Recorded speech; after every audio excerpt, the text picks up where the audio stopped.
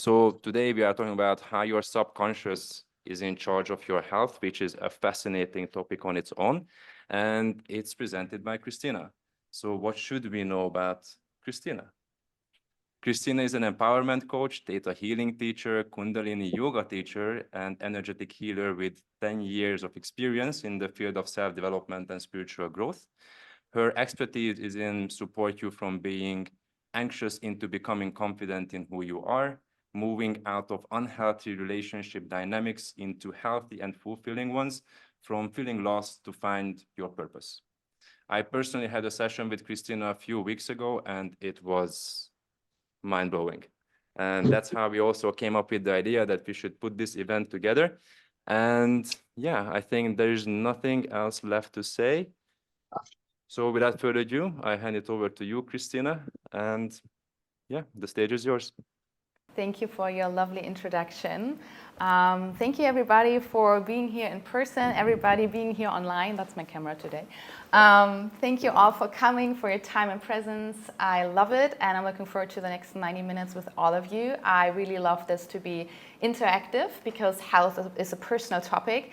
Regarding the questions, they can be to the things I'm presenting, but also if you have a personal question, like a challenge in your life, and you feel open to talk about it, just drop it in. And if I feel it's appropriate in the time and space to answer, I will.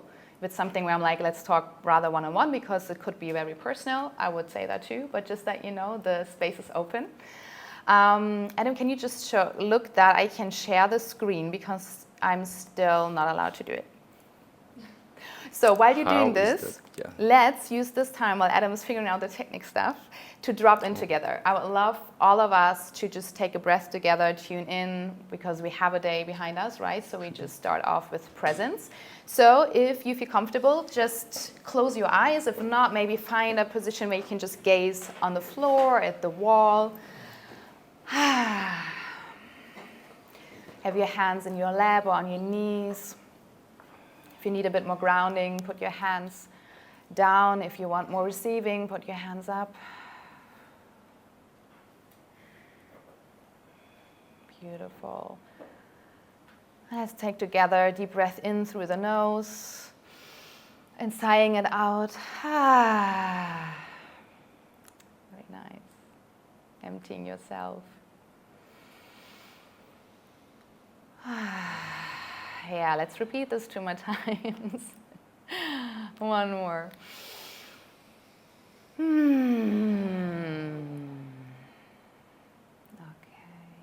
And keep your eyes closed.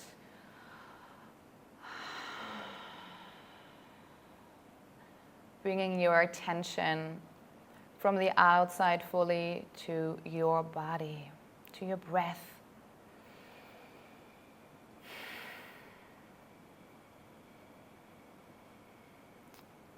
And bring your focus to your navel for a moment and just observe how it goes in and out without that you need to do anything. How the breath is flowing into your body and out, nourishing you with all that you need. Everything that has done its purpose is being exhaled. Just witnessing this for a moment and allowing your mind, your body, your heart space to land purely into this present moment.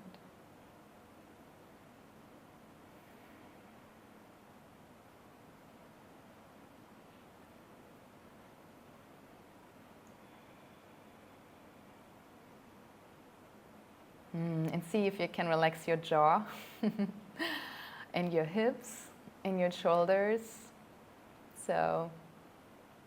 And your belly, so your organs have enough space to just be. You're more than enough. You don't have to do, know, witness anything right now. Good.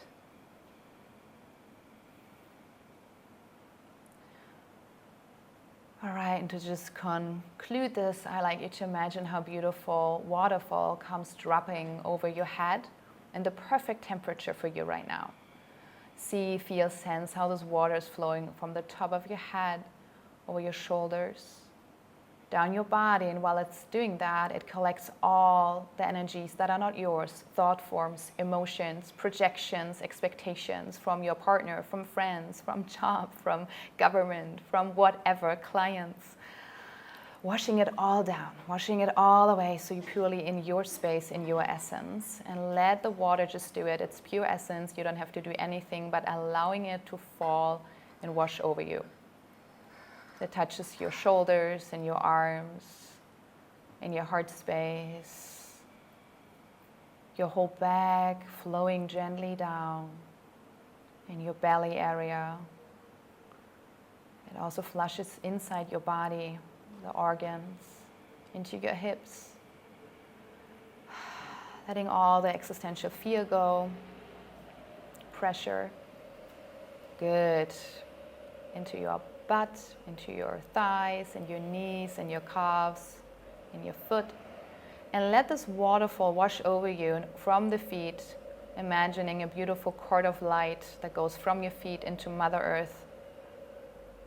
However you sense, feel, see it, it's perfect. And you just let it go down into Earth.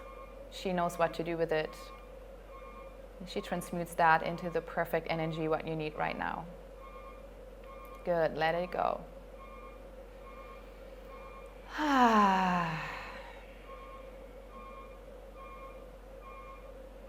right.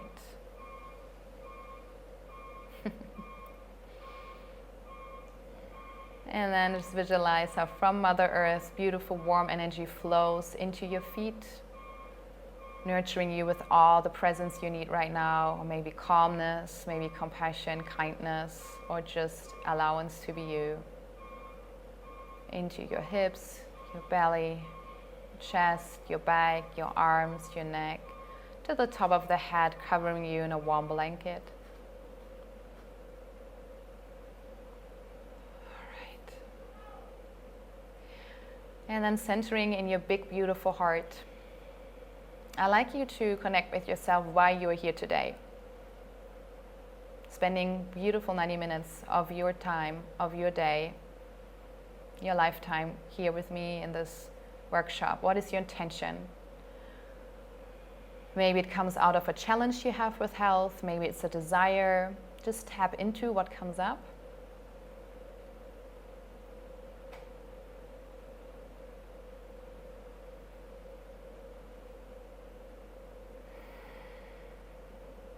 And then I'd like you to share it with me in the chat.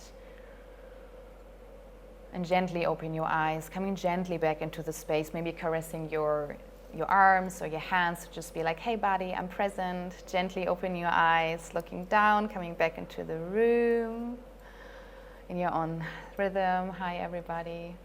All right, so I would love to hear from you what your intention is, writing it in the chat. So energy follows a focus, so that's your focus. And while everybody's dropping into the chat, do you mind sharing?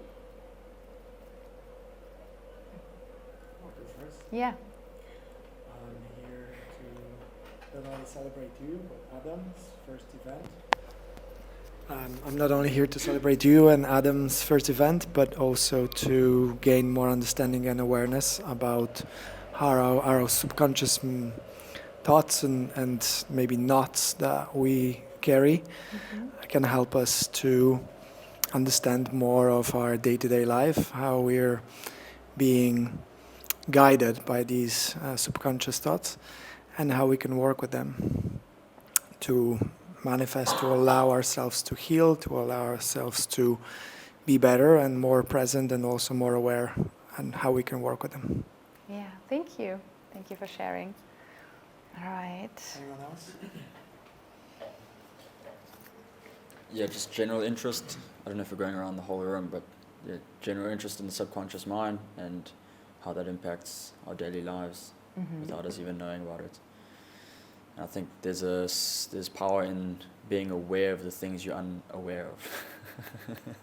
Mic drop. That's a really beautiful thing. Yeah, there's power in the things to be aware of, you're not aware of, because awareness is the literal key to that we can start loving ourselves in a complete new way, right? Because often we are very hard on ourselves, like who knows that? We're like, how can I not have this figured out? Like, why do I still have that problem? And then when you suddenly understand, oh my God, that's that, and that part thought it protects me, or I still have that health issue, because we're gonna talk about, bless you.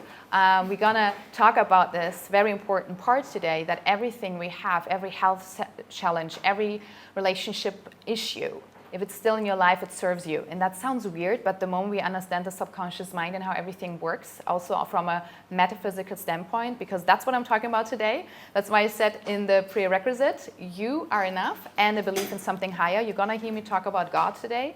If God is triggering you, please use what you use, okay? Source energy, life force, universe, just this energy that creates us, because that's literally what I'm working with since 10 years.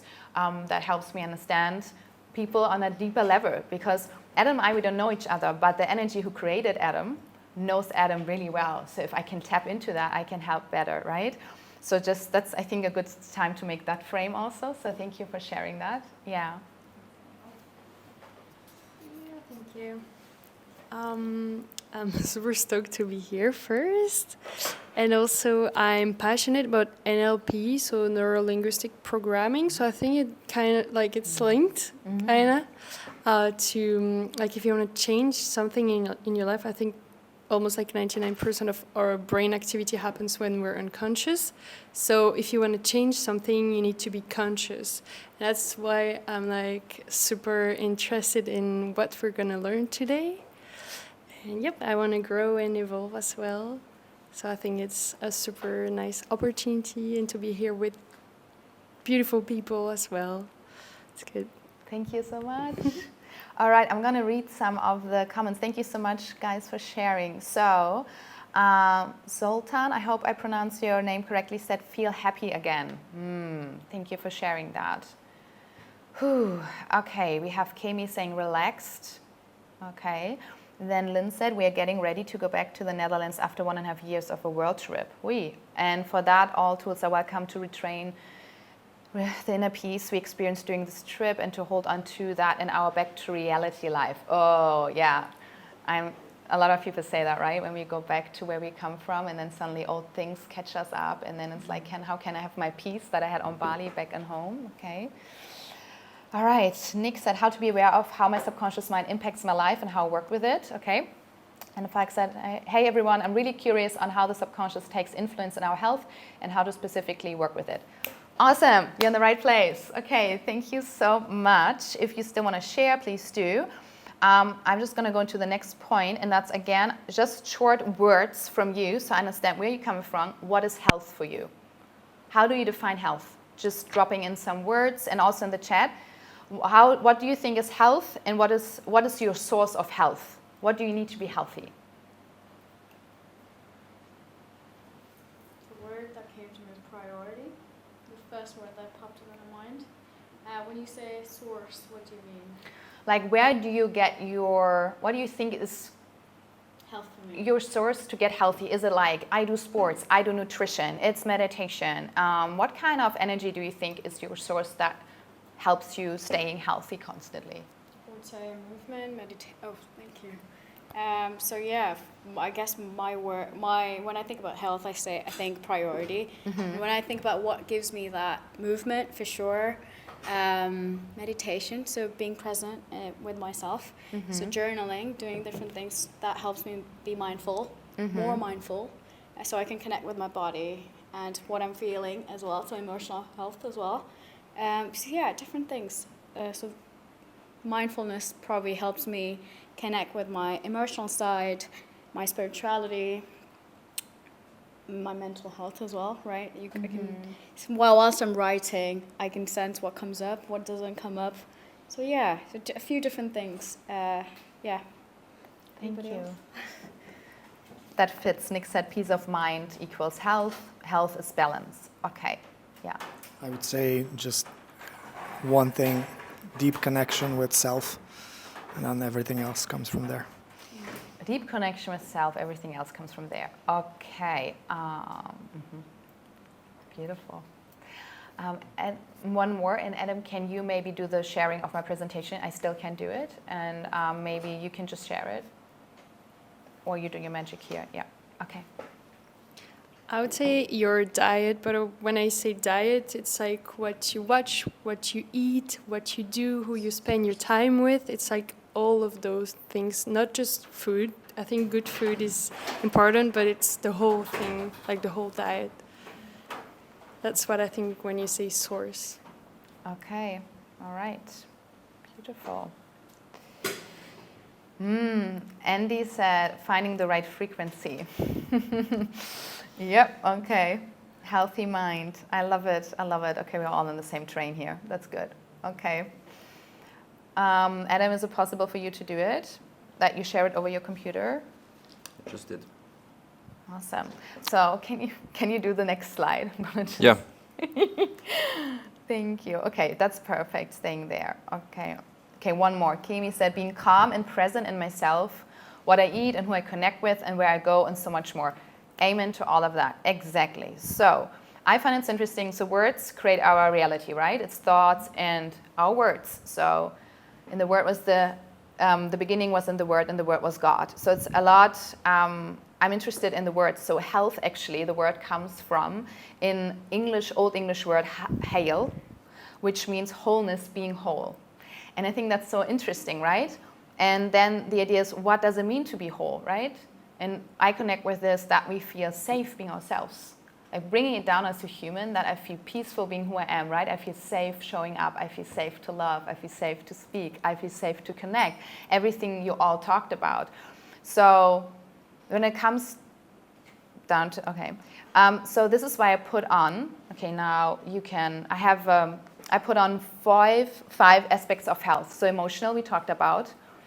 And this connection to self is where I'm going to talk about a lot today, because self-regulation is emotional, right? It's when we learn how to self-regulate our nervous system, meaning if I'm triggered from something and I'm able to hold myself, that's a huge step of awareness, right? To not react, but have a choice how to deal with that, it's huge. And that's part of healing process. And it's okay, we don't always have it figured out, but that's an important part of emotional health, right? That you feel in charge. And you can choose an emotion. Like, even if you're like, I'm scared right now, but you have options to be like, I'm going to choose peace. What do I need for that, right? Then mentally, your food of thoughts. So what are you feeding your mind with? And there are certain things, I can go in depth with this today because it would go over 90 minutes.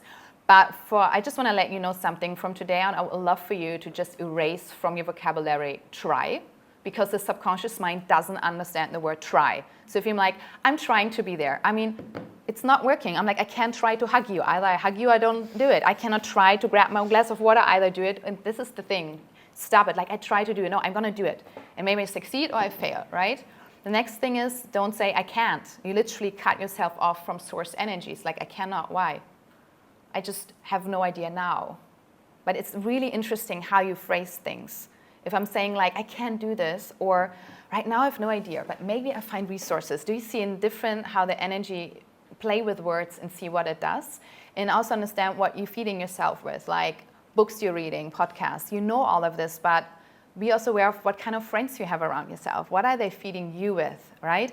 I'm just checking because Kimi said that. Who I'm connecting with. Yes, today we also go into relational aspect of health, the quality of your environment, right? Do the people around you are cheerleaders of your strength, of your greatness, of your health, of where you want to go, or are they going to talk you down? That has a huge impact if you're going to be successful and healthy or not. Then we have spiritually, and that is really, are you connected to your heart and your soul and your spirit? And that is something very intimate, and for me a very big key to be healthy. Because if I'm not connected to myself, who am I connected to? That means I'm always living up to projections of others or what they expect of me, right? If I'm not connected to myself and I would go to a workplace, how can I present myself? Or, typical thing we all go through in dating. Like, if you're not connected with yourself, you're like, what am I doing actually? What is happening here, right? And then you like go home like, no, maybe I should just stay single. Then we have physical, self-care, food rituals. Exactly. Right? And the more we like honor ourselves and have that caretaking, We will not go every day to McDonald's and feed ourselves some stuff, right? It makes sense. But I just wanted to bring in that it's about all these aspects. What we're going to dive in today is emotionally, mentally, spiritual, and how that affects the whole physical part, right? That is where I come in. Okay, so I'm just watching the time. Okay, let's see. Okay, I would love for you. Recording in progress. We still do, I want to do with you. We had some feedback. I would love for you to close your eyes one more time. I would love for you to do a little self-inquiry right now. Beautiful. Just close your eyes. And I would love for you to drop back into your big, beautiful heart. If it helps, you can also touch your heart, or you just visualize being in your heart space. You do it however you feel called to do it. And then we're going to do a little collecting some stats. So on a scale from 0 to 10, 0 is, okay, really unsatisfied, and 10 is heaven. I'm living like what I want to live. We're looking at the first category. How is your emotional health?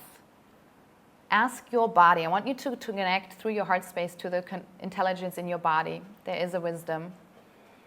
And just ask into your body, where am I with emotional health on a scale from 0 to 10? 0, 1 meaning, oh, I'm all over the roof. Like, I have no freaking clue how to be with my emotions. I'm scared of my emotions. I don't like to feel. 10 would be, oh, I'm zen every day. So just tune in on what number comes up.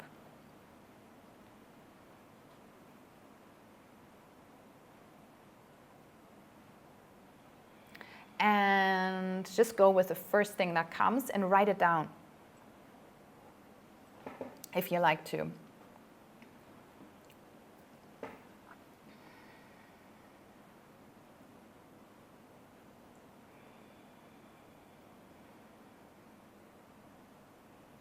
And we don't judge here, we just want to know, how satisfied are you? Bringing awareness into this. Okay. Next chapter, mental health. What thoughts are you thinking on a daily basis? Are you getting stuck a lot in the, I can't, this is self-doubt, I don't like this, maybe I don't deserve this? Are you really good catching yourself and maybe choosing a different way of relating to your thoughts? So 0 again would be like all over the place. 10 would be like absolutely mastering your thoughts. So see where you're at.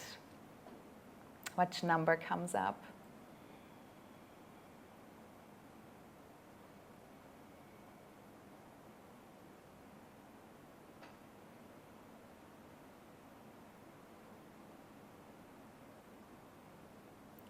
Okay. Physical health. And I'm going to ask you maybe some stuff that is new to you. So tune into yourself. How well is your digestion? Do you have your constipation? Do you have diarrhea, or is it like regular? How is your sleeping cycle? Do you sleep well, or do you wake up at 3 a.m. at night, at 4 a.m., at 5? How is your muscles? Can they relax, or do you have a hard time relaxing? Like there, on a scale from 0 to 10. 0 would be like, again, very chaotic. 10 is very balanced.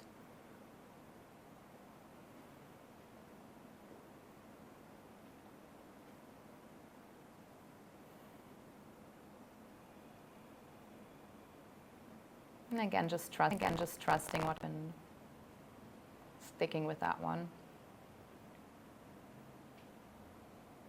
Okay. Spiritual health. How are you connected with your heart? How's your connection to source energy? Do you feel loved and guided by this divine source energy, by your intuition? Do you feel very connected to that part in you that you know is beyond the physical, that knows things, that moves you?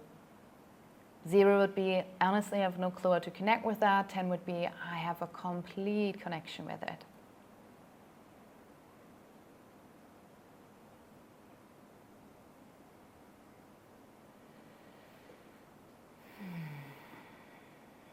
And also notice if emotions come up, I would love for you to allow them to just come up. And if you have some tears, let them fall down. Or if you get a bit agitated, just observe yourself. You're doing great.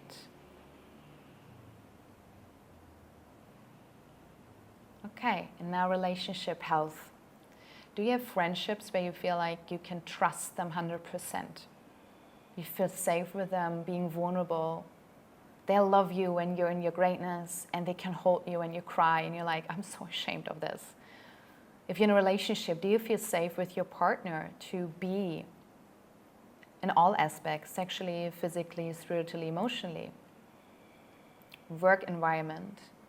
Do you have clients that you feel led by up? Or if you work for somebody, do you feel appreciated? Just tune into that. And 0 would be like, it's a shit show. And 10 is supreme. And you're doing amazing, because now you're bringing awareness into something. And maybe stuff comes up you didn't know. Maybe you get a confirmation. That's beautiful.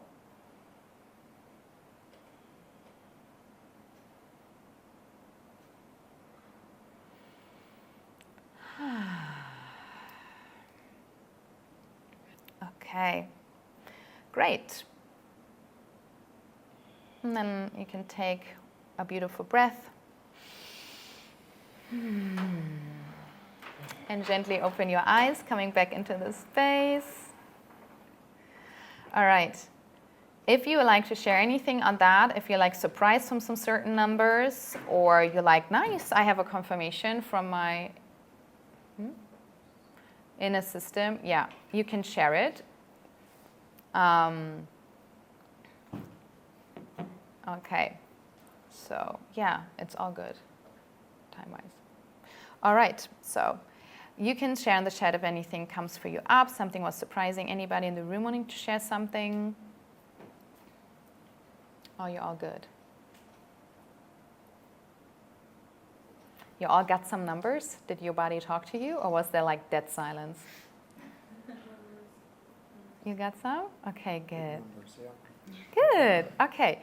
Okay. I would like to have the next slide. Thank you. Okay, so metaphysical standpoint, we're going to talk about, I love Tesla, and I'm sure you all know this. It's, if you wish to understand the universe, think in terms of energy, frequency, and vibration. And if you would like to understand from a metaphysical standpoint how sickness is created, and anxiety is a sickness too, right? It can govern our mind, our body, right, emotionally, and then it goes into like this state. So that means we are not vibing, yeah, in the right way. It's like, and I love this here in the presentation, I have like a cello, because, so we are literally an instrument, right? And our mind, our emotions, they're like these strings. And you can imagine every organ has its own frequency. So we literally have a concert in us. The thing is, if we have emotions, as everything is vibration frequency, if we have emotions of anger, I'm going to repeat it so you don't have to like, where are we going with this? But if you have like fear too much, anger, regret, rejection, shame, guilt, they're vibrating at a certain frequency that's literally, if we have too much of it, it's blocking an organ just to vibrate in its natural state, so it will block the physical function, right? For example, a big one for us in this world, women and men, is anger and hatred. We're not allowed to live it, right? Men maybe have a lot of, the men I met or I worked with have more the fear of getting angry. They don't want to hurt somebody. You know, maybe they had a past in their ancestor line or a father who was violent, and they had this thing of like, I don't want to be like my father, so they're like repressing it. But a healthy anger is actually like, this is who I am. And anger is there to protect us, right? So setting boundaries. And women, oh, we're so conditioned. You're not, like a beautiful woman is not angry. Oh, she's going to be a bitch if she's angry. The problem is, again, we needed to set boundaries. And our liver, so every organ has its beautiful task. And our liver is doing something really beautiful. Every time we could not express our anger when we were children, when we were teenagers, also our ancestors, the liver governs it. But guess what? At one point, if you're not taking care of yourself and you start processing these things, the liver will be like, honey, I can't hold it anymore. And then your soul is literally screaming. And when nothing is happening, you know what the last scream is? Is a sickness. It's like, that is your wake-up call. You need to do something, honey. We have a free will here, you know. You need to take care of yourself. So that is what I would love for you to understand, is that really everything is vibration. Every emotion is a vibration. And so we are interested in, when we work with the subconscious mind, to release all the emotions that are blocking us from being our true self. Remember, if I'm connected with myself and I feel good, I'm in natural alignment. You know these moments when you're like, I feel safe, I have good community, the stuff is moving, you're in alignment, right? There is a relaxation in your body, right? You know this. So this is where we want to go. And basically, we have two options where we're living in. It's love or fear. And I know we heard this a lot of times, but fear literally means you feel separated. And love means union. If we feel love, we are well. Wellness has a we. I feel connected. I'm in service. I'm not I. I'm like, how can I serve? How am I, right? It's the wellness part. Illness has an I. It's about me. I. I'm in fear. I'm separated. Do I have to protect myself, right? So every time we're in fear, we feel separate. And we know that. Like, if I'm afraid of getting judged from you right now, I'm in fear. I'm not in union with all of you, right? So I really want to get this down. It's love or fear. And the most problems, we really think we have a lot of problems. This comes from Course in Miracles. We think we have a lot of problems, but we have just one. We think we're separate from God, from love, universal energy. That's the only problem we have. I mean, this is our journey to remember that we're part of it. And the interesting thing is when we are, so I believe, okay, and you just take what resonates with you. If you're not resonating with this, please just throw it out the window. But I cannot talk differently than what I believe is that we're all souls having a human experience. We come with knowledge beyond our ancestor line. We come with knowledge from other lifetimes, if we lived them or not, what we're connected to. And we all made the agreement the moment we go through the aura of Earth and we're going into our body, we forget where we come from. So we all think we're separate. We all have this experience. It can be very, very hard if we're trapped in it, right? The number one problem we have on this earth right now is loneliness. There's a study, one of my mentors, she's a medical intuitive, it's amazing. And she said, actually, she's doing a lot of research, and she told me, like, there's a study that loneliness is causing more lung cancer than a pack of cigarettes. Because when we're lonely, we're like, why am I here? Right? So that's a very important thing, talking about connection to ourselves, connection to community, relationships. It's very important when it comes to our health. Yeah? You can eat healthy, you can have a good job, you can still get cancer. My grandpa, he had a good job, he didn't drink, he didn't smoke, he believed in God, and then he just retired and he got a very aggressive cancer. I saw him when I was 16 just collapse. And I was like, what is this, right?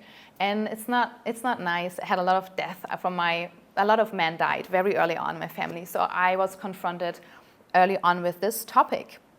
And so this is, I think, a good point to just shortly tell you who is this lady talking to me since half an hour and guiding me through things. So Adam already presented to me. No, not yet. Thank you. Just raise your hand and then we'll... Yes, perfect. Thank you. So yes, I'm an energy healer. So I work with soul, body, mind for over 10 years. And I'm really, really passionate about seeing people in their raw, beautiful, authentic expression of people being happy. And I grew up, and I had, the moment I was on this earth, allergies. So since a baby, I had allergies against everything. My childhood was, I could drink organic apple juice, that was it, and water. So I was 6 years old, and I was at birthday parties, and they had all their cake, and I had to explain with 6, 7 years old that I can't eat this because I'm allergic. So I had to grow up very fast. Also my family system, that was not healthy, but also about my body and how it related to the world. It was not really pleasant. There was a lot of like, I can't, you know, doing field trips. And the first thing I had to do was going to the kitchen and tell them what I'm allowed to eat and what I'm not allowed to eat. So I always felt separate already. And I didn't want to do that. For me, the hardest thing was I did not want to stand out, you know.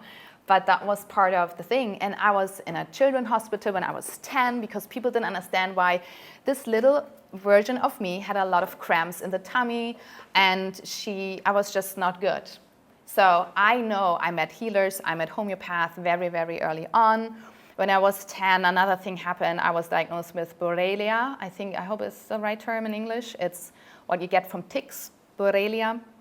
So worst case would be that I could not walk anymore. Like that would be the last stadium. I was very in tune with my body early on, and I was in this hospital. I remember walking up the stairs and like, Mama, my legs feel really weird. Like they feel heavy, like not good. And then I did a blood test. Suddenly I had that. I'm like, great. And so the story went on, and also with 16, like I was constantly at certain doctors. Guess what? I just felt something was really, really off outside my home, in my family dynamic. And I was searching honestly for health. I always had this voice in me, that's not it, that's not it. Because when I was 16, I'm honest with you guys, I had a period, I was like, God, can you just take me home? I don't want to be here. I haven't talked about this. The first time I'm going to talk about this publicly. So if I'm getting emotionally, you got to run with me, okay?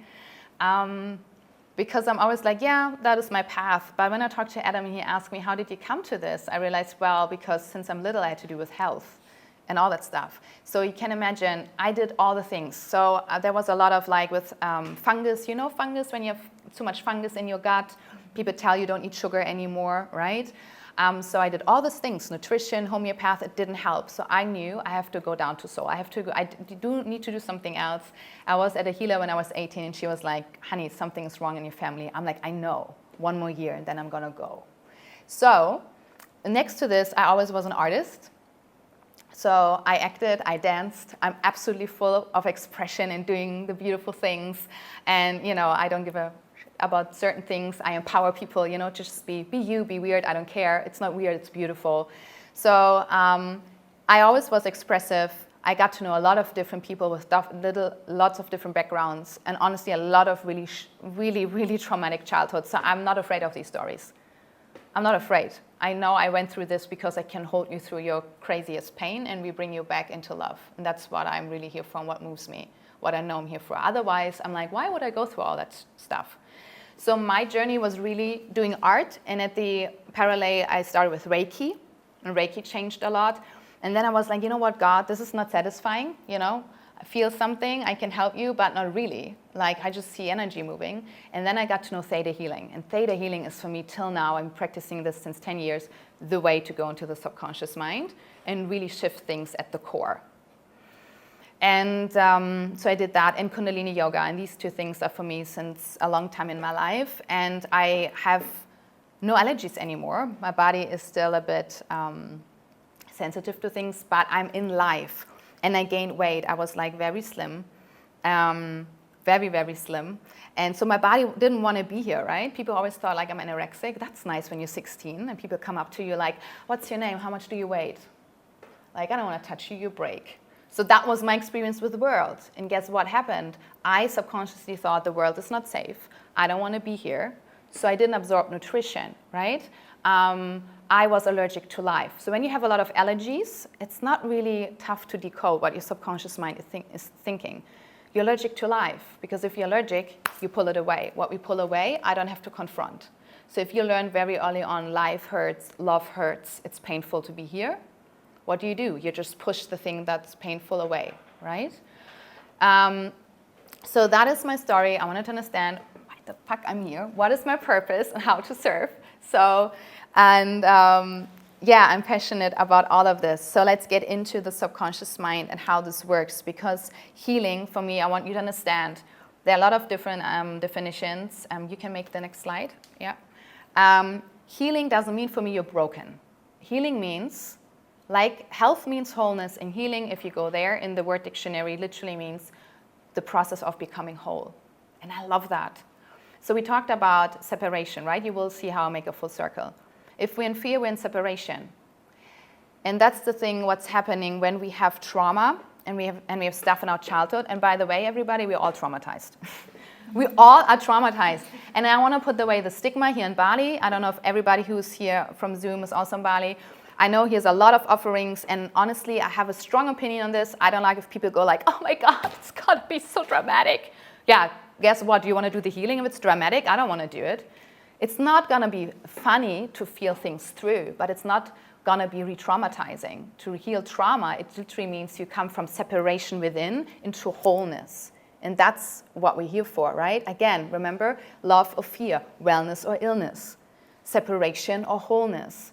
So the subconscious mind is very easy to understand like this. It's a software. It's a software. And it governs your life for 90%. So everything, how you're dressed right now, what you're eating, the people you're choosing, your bank account. If you want to know what's in your subconscious mind, what it believes to be safe, you just look around in your life. It's not complicated. You just make a little list, journal a bit. Like, what do I have? Am I happy? Do you have a sexual life that's fulfilled? Cool. Not? Maybe you don't want to right now, perfect. But if you have a partner and something is happening, your subconscious mind thinks it's safer. And that's what I want you to understand, is that your subconscious mind's job is to keep you safe, to survive. It's a computer. It doesn't think like our 10% conscious mind in happy or unhappy. It doesn't think, what's my mission? It's like, okay, will we survive if I'm going to do this? If I'm letting you in right now, seeing me, am I survive? If I do this, right? And it sorts experience really in safe and unsafe categories. And it controls all our body processes. So our subconscious mind is not an enemy. It really is for us. We just need to understand what's in there, and then through the awareness, we can make it our teammate. And that's what we want to do, right? So when we talk about it controls our body processes, it means right now you're listening to me and your heart is beating and the blood is flushing. Your nervous system is doing a lot of things. That's your subconscious mind governing it. So when we talk about emotional health and self-regulation, we talk about also, of course, nervous system. And where the problem comes in is when we create beliefs that, again, hold a lot of shame, anger, fear, that then blocks our body process, to go smoothly. So again, 90% what you're doing is your subconscious mind. And our conscious mind is 10%. And I also want you to understand the power of your 10%. You ever had this instant switch because you decided I have enough? Who knows this? You're like, I have enough of this relationship, or I have enough of this, the way I do life. Yeah, right? So in that moment, you make a different choice and you choose literally a different timeline, a different way of your life. So you can make instant manifestations, instant healing with your 10%. Also having discernment, what is really important and part of healing and your health. You need to have a freaking understanding what is your thought and feelings and the others. You need to understand what's your path and what other people want from you. The discernments are in your 10% consciousness. And you can train it, yes, through meditation. In the work that I'm doing, I'm working with beliefs, but also feeling work, right? Teaching through source energy, your system, how to have discernment. If you never know how that feels like, how will you attract it, right? So the consciousness is also the connection between the spiritual world and the earthly world, right? When you do manifestation, it's your 10% consciousness. And it stores information in your subconscious mind. So it's important what you're saying right now, what you're listening to. Okay, I would like to have the next slide. So I'm talking about 4 levels of beliefs just shortly. Again, in depth, I won't go here today. But these are the 4 levels of beliefs. This is coming from Theta Healing, okay? And the 4 levels of beliefs is the first is core level. And I think it's for you important to understand how profoundly we are programmed and how cool we can use these levels. So core level means your childhood, everything in this lifetime. And very important is from age from 0 to 7. That is a very critical part to look at what you had. Because from 0 to 7, we have been constantly in theta brainwave. So in theta brainwave is our magic wave, okay? This is literally where you have the access to your subconscious mind. If you want to be like, yeah, how do I know? You do a meditation. I'm going to do it with all of you today. And you're going to tune in. And it's going to be interesting. You're going to sense, feel, have memories in this brainwave you haven't had before, right? Everything we do is co-regulated by our 5 brainwaves, and theta is the one we want to use if we want to go into the subconscious mind. And it's interesting, between 0 and 7, it's very critical what you live there. Not just because it's theta brainwave, meaning you were like a sponge. You didn't have discernment. There are studies that shown that between age 1 to 1.5, we don't know the difference between us and our mother. but hallelujah. So if you had a stressed mother, you think you're stressed. You don't know that you're not stressed. So a lot of healing I always also witnessed is in the womb. We go back into the womb. A lot of programming happens already there, right? And I want you to understand how our beliefs formed is not through a word. When we are babies, we, again, frequency vibrations. So what happens is you get a certain feeling constantly. Maybe you feel an absence of your mother, absence of your father, right? Or you feel them fighting. And you're like, maybe, am I safe? Am I not safe, right? Maybe your mother didn't feel safe and you were in the womb like, oh God. Or when you were in the world, you were between 0 to 3, right? And you didn't feel safe. They were arguing. So what is happening? You're forming the story, love is unsafe. Love means violence. So what happens is, that is running your story. So what do you think when you go out and being an adult, what you're doing? You're attracting partners who mirror that. And now you're thinking, but that makes no sense. You don't want to have that. Yeah, but your subconscious thinks that's normal. Love is violence. Love is painful. So what we have in our subconscious is a protector part. I'm going to talk about this in a second. That's very important for you to understand when we talk about unhealthy habits and addictions, why you have problems letting go of things. So we have, for example, love is painful. So the protection strategy will be, I'm just going to do everything on my own. I don't need anybody, right? We're just going to decide I don't need anybody because then I don't have to be close to you and I could risk of being hurt again. But if I allow somebody to come in, I would attract somebody who will hurt me. Our conscious minds, when we're adults, we're like, what the fuck am I doing? Like, why am I attracting this again? Well, your subconscious minds and your cells are like, but this is what we know. What do you mean? Like, that's safe. That's safe. That's what we said safe. That's what we had for freaking 18 years at home. And your conscious mind is like, but that's not safe. Like, what is happening here, right? And this is where we need to come back as a team with the subconscious mind and the conscious mind. So we show our nervous system, we show in these healing sessions or whatever you're going to do, there are different ways to bring the mind and the body and the soul together, that, wait a minute, actually, this is really what love is. Love is kind. Love is secure. Violence has nothing to do with love. That's what we need to do. We need to reparent and reprogram our subconscious mind. But everything clear so far, what I mean with why the subconscious mind thinks this is safe? Is that clear? Yeah? Okay. If you have any questions, just drop them in, or if you want to share something. Yes, Adam? I just have one question. What happens at the age of 7? Like, why is it until 7? Because the brainwave changes. We're not in theta anymore. We go in I think we're mostly in beta. Like right now, when we're talking, we're in beta brainwave, and then we form a different identity. When we like 8, 9, 10. I mean, it starts already earlier, but after that we start to get like our own perspectives, right? The whole programming really stops with 12. But like 7, 8, 9, right? We start like rebellion a bit against our parents, like really. Do you really think this is cool? But till 12, we're still under the programming, like from developmental perspective.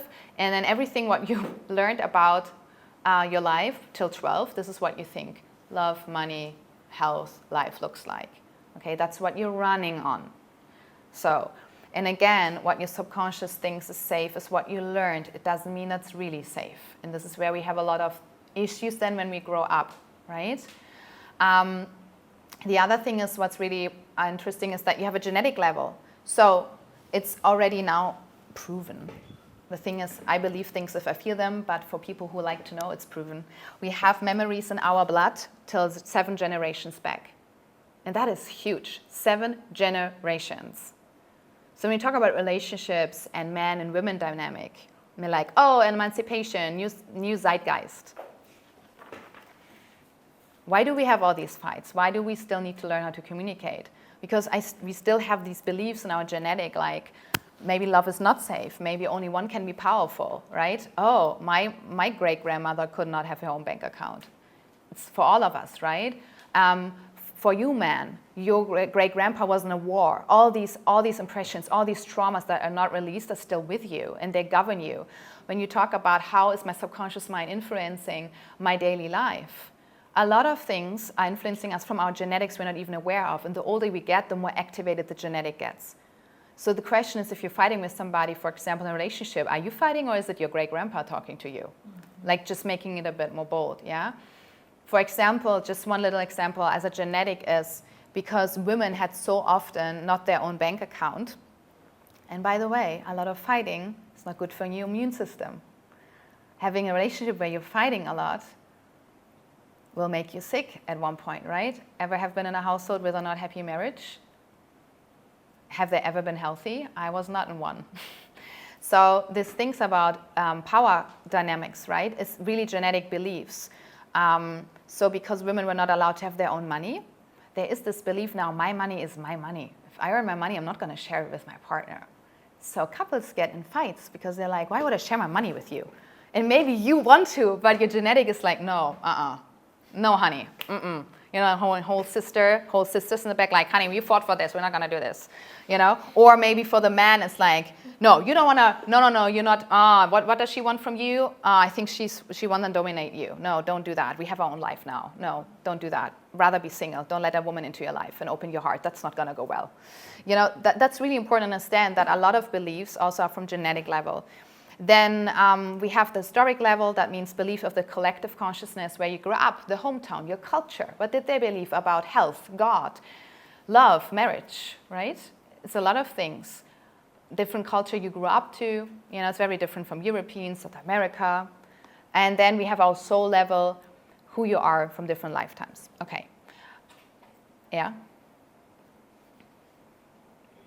Yeah, just one question. So does this mean that our genetics, our DNA also carries information from generation to generation, not just in a biological sense, but also in the subconscious level? Yeah. Yeah, trauma can be passed down, right? And when we talk about trauma, so I believe, honestly, I think we all have developmental trauma. That means in this critical phase between 0 and 7, when you had a lot of rejection or abandonment or abuse, this is what we call developmental trauma. And trauma literally means something so painful happened to you that you disconnected from a part of your true self, your sense of self, or also your divine self, right? This knowing, like there is a force that I'm connected to where I'm coming from, and then the sense of self. And what happens is you start to live in separation because you're separate from yourself. You see what we talked about in the beginning, then you have more fear. Because the thing is, if I'm separated from a part of me, I'm not whole, right? And I'm looking maybe in other people's hearts and eyes for me, right? Ever went to people who are like, I just want to find myself, and you're just wanting to find yourself in connections because it's hard for you to connect back. And that's what healing is, again, to come back with your whole self. And why do we separate from the selves when we have traumatic experiences? To protect them. We're not doing this by accident, it's literally to protect them. And they have a lot of power. It could be a psychic sense, it could be a creativity, it could be your way of surrendering, it could be your dreams, right? It could be your aliveness. So it's so important to dedicate time to heal yourself, to really bring yourself back. Because no money, no great partner, no great body, whatever will make you feel fulfilled if you wake up and you have no connection to your heart, or you feel like, I don't know who I am, or I feel like I don't get to be me. That's the loneliest place we can be, right? And trauma, for example, that's passed down, war, abuse trauma. I see that a lot with my female clients, but also the male clients I had, there was like a lot of war trauma that the grandpas could not work through. Therefore, there's a lot of addiction, right, with alcohol. Because there comes now a really important part for you to understand, is the protector part. And this is when we come to health and your life energy. There's a part in your subconscious. Its job is to protect you. So there's the wound, let me say there's the wound of huge abandonment. You were so left alone by your parents, you were like, that will never happen again, okay? So the protector part comes in as like, if I love, I'm gonna be left alone. So the protector part is doing everything you never feel that feeling again. So these patterns can go against you, self-sabotage, or against others. So for example, it could be, I'm better off on my own. So you're doing anything on your own, you don't collaborate, you don't really have friends, right? Your subconscious thing, it protects you. So it's really important to understand, like when you have a tough time to connect to certain people, or maybe you have friends from the same gender but not from the other. You're really not trusting. It's nothing wrong with you. It's just part of your things It protects you. It wants to keep you safe, right? Or what also could happen is you get to know somebody and then you sabotage. Where's the problem? I don't believe this. This is too good. Okay, no, Or maybe you're so dramatic, he will leave you, she will leave you. Or you betray somebody, like, before you leave me, I'll leave you, right? Then we go into attachment styles. We're not going to do this today, but do you understand that this protector part, we can also see in, you know, all these trauma responses, fight, flight, fight, flight, freeze, or fawn. You all know them, yeah? So if somebody's constantly fighting, like the little argument that comes, and you immediately like, you know, red hat, you know these people are like choleric people, like red hat, going, elbows, that's a fight response. That person's really activated in a deep, deep trauma, okay? But the fight response can go also internally. So that means you're fighting yourself constantly. You're like, dumb shit, why did I say that? Don't do that. It's really harsh. But understand it protects you because it doesn't want you to be exposed again to something that could hurt you, right? And fawn, by the way, is people-pleasing. Who knows that one? Always doing what others say so you don't get in conflict. And it's important to understand these mechanisms to heal them. Yeah. Yeah. I was just waiting for you to finish. Yeah. But, thank you for explaining everything, especially to the one side of Adam's question. I think there is another answer I would like to add to it as well. As Adam asked, how it affects our genetics and our makeup and what's passed on. But also I would like to add as on top of that, that the other side is true as well. So in this lifetime, when you heal, when you go through these subconscious blocks and you release them, the more you release them, your actual DNA makeup changes. Mm-hmm. And everything else changes. So then after years of releasing, working with your subconscious and conscious mind, then if, for example, you're in a relationship and then you have a child, then that trauma that was behind you, you're a cycle breaker and it's not passed on. Yeah. So there's always an upside from doing all of this work. And I always see it in the way that some of us here are cycle breakers for the rest. Yes. Thank you for sharing. Yes. Linked to that, actually, is just a thought that just came up now. Your subconscious is often before something that you're unaware of, things that are happening without you knowing it's happening in your subconscious. The more aware you become of it, where's the line where, okay, it's my subconscious, is there always, I just was trying to articulate this before, just obviously not working, but where's the line where your subconscious is no longer your subconscious because you're so aware of your subconscious and now that it's conscious?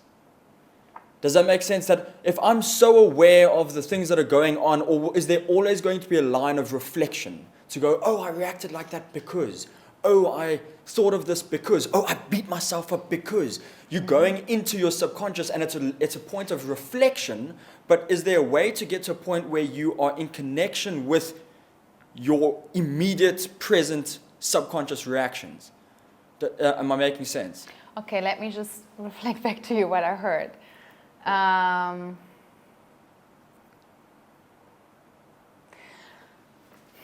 So is your question if there is ever a point where you're like in your subconscious and you just know it? Yes. Like, yeah, okay. What you're talking about is reflecting on our past. Yeah, okay. Okay, I have two things.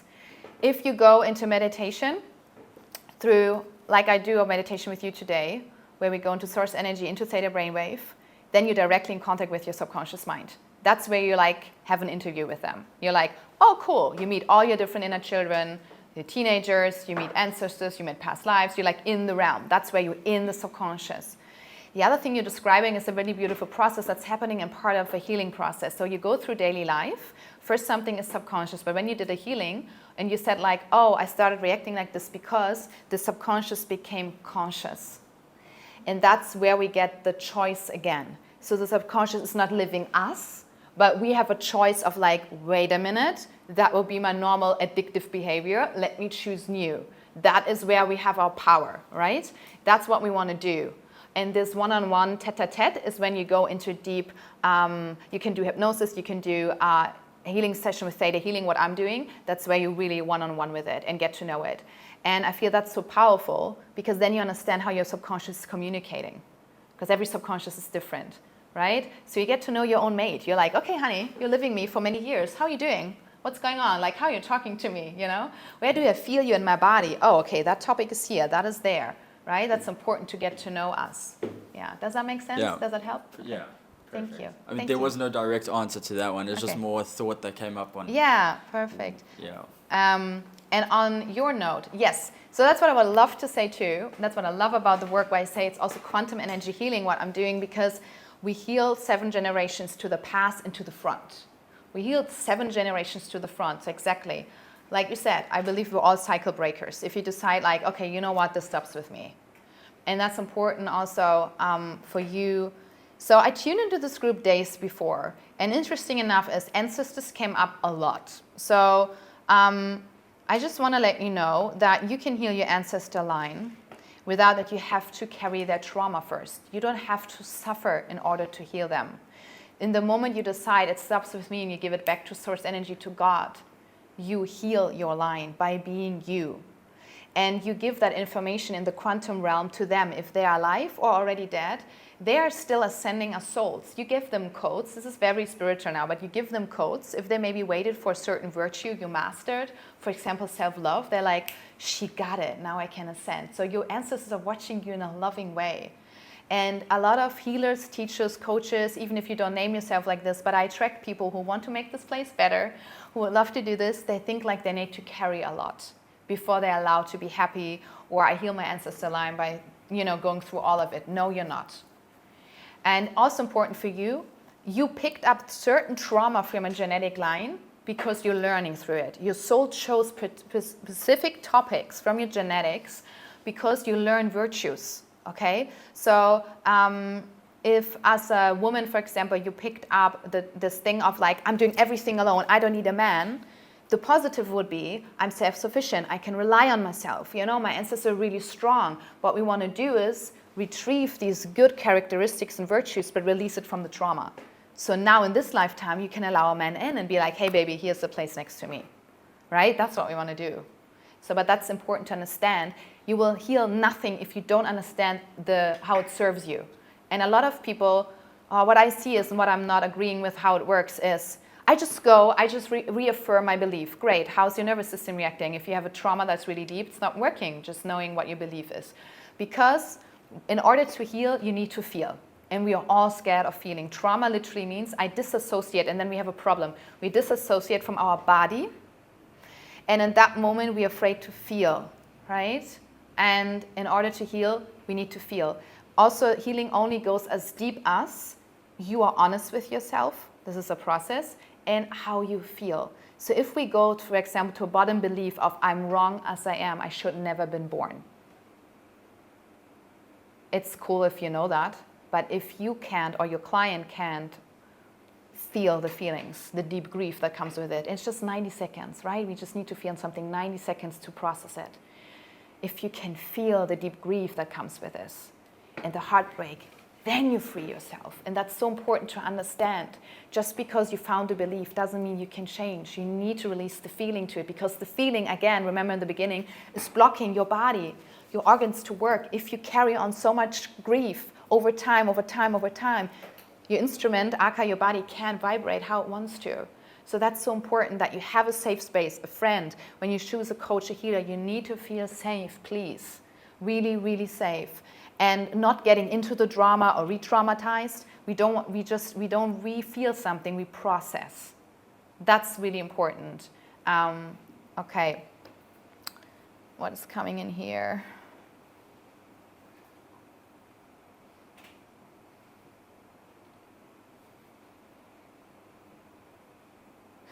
Okay, Andy, thank you for sharing. Said my father died last year. I had a massive reflection on seeing him and realizing to have more clarity in my life.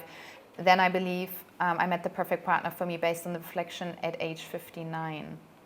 Oh, wow. Okay. Thank you for sharing. I'm sorry for your loss. And to look at your family line, it's a good way to start. What do you like and what you don't like? Yeah. Also important is that there are vows we are making, and not just in past lives, but in this lifetime. If you ever made a vow, I'm never going to be like my mother or my father, it will block you, because we only make vows when we are scared. You know, we see maybe our father being aggressive or our mother, and we're like, I'm never going to be like this. So deep down, subconsciously, you think, I'm going to be like them. And you also block the good characteristics your parents have. And they are beautiful virtues they have. Maybe they're not ready to live it, but you can. So these are all things that tie you to certain stories, right? This is it's so important to understand the subconscious and what it needs to heal. And can you jump one more next? What I found interesting to bring in is the emotions and feelings. I'm just gonna shortly get into this. By the way, guys on Zoom, thank you for your presence. If you have questions, put them in the chat. So, emotions and feelings, as I said, we need to feel our feelings to heal. And also, as I said, sickness is created by certain emotions. And that's what I'm talking about here. We have feelings. This is grief, anger, fear, and joy. And these things we cannot erase. Cannot just go to God and be like, I'm gonna make, you know what, I don't like the fear, I don't like the anger. Can you just put it away? Thank you. No, it's not gonna work because it's in our DNA. So grief is naturally to heal our soul. Like when somebody dies, our physical body knows we are missing them. It's like our cells are like, I'm not gonna hug that person again. I'm not gonna smell them again. So grief is so important to clear your soul and your mind and your heart. And believe me, when you start healing, grief will be, I always say now, my best friend. Because it's not just when somebody dies, but when your inner parts die. All these identities you created to survive, they need to die. At one point, maybe you're grieving all the love you were craving because you're not coping anymore, right? Your protector part comes at peace. You literally let your protector part die because you bring that old self back, you become whole, you become well, and then there's a period of grief. So that's natural. We don't want to get stuck in it. That's natural. Anger is naturally, okay, natural. Anger is like in a good sense of like, stop, don't you fuck with me. Like lion mama, right? When we have like kids, like you have the lion mama or the lion dad, you're like, don't you cross that line. It's this little anger in a natural sense that's like, stop. And there's also that anger where you're like really protecting yourself. It's you know, God-given. Fear is an intuitive warning. Fear is not there to run us, but there's this little nudge, right? Like I don't want to go there. Maybe it's this little nudge. And then joy is our natural state of being, right? And then we have emotions, and I call them the visitors. And they have interesting, you know, stories to tell.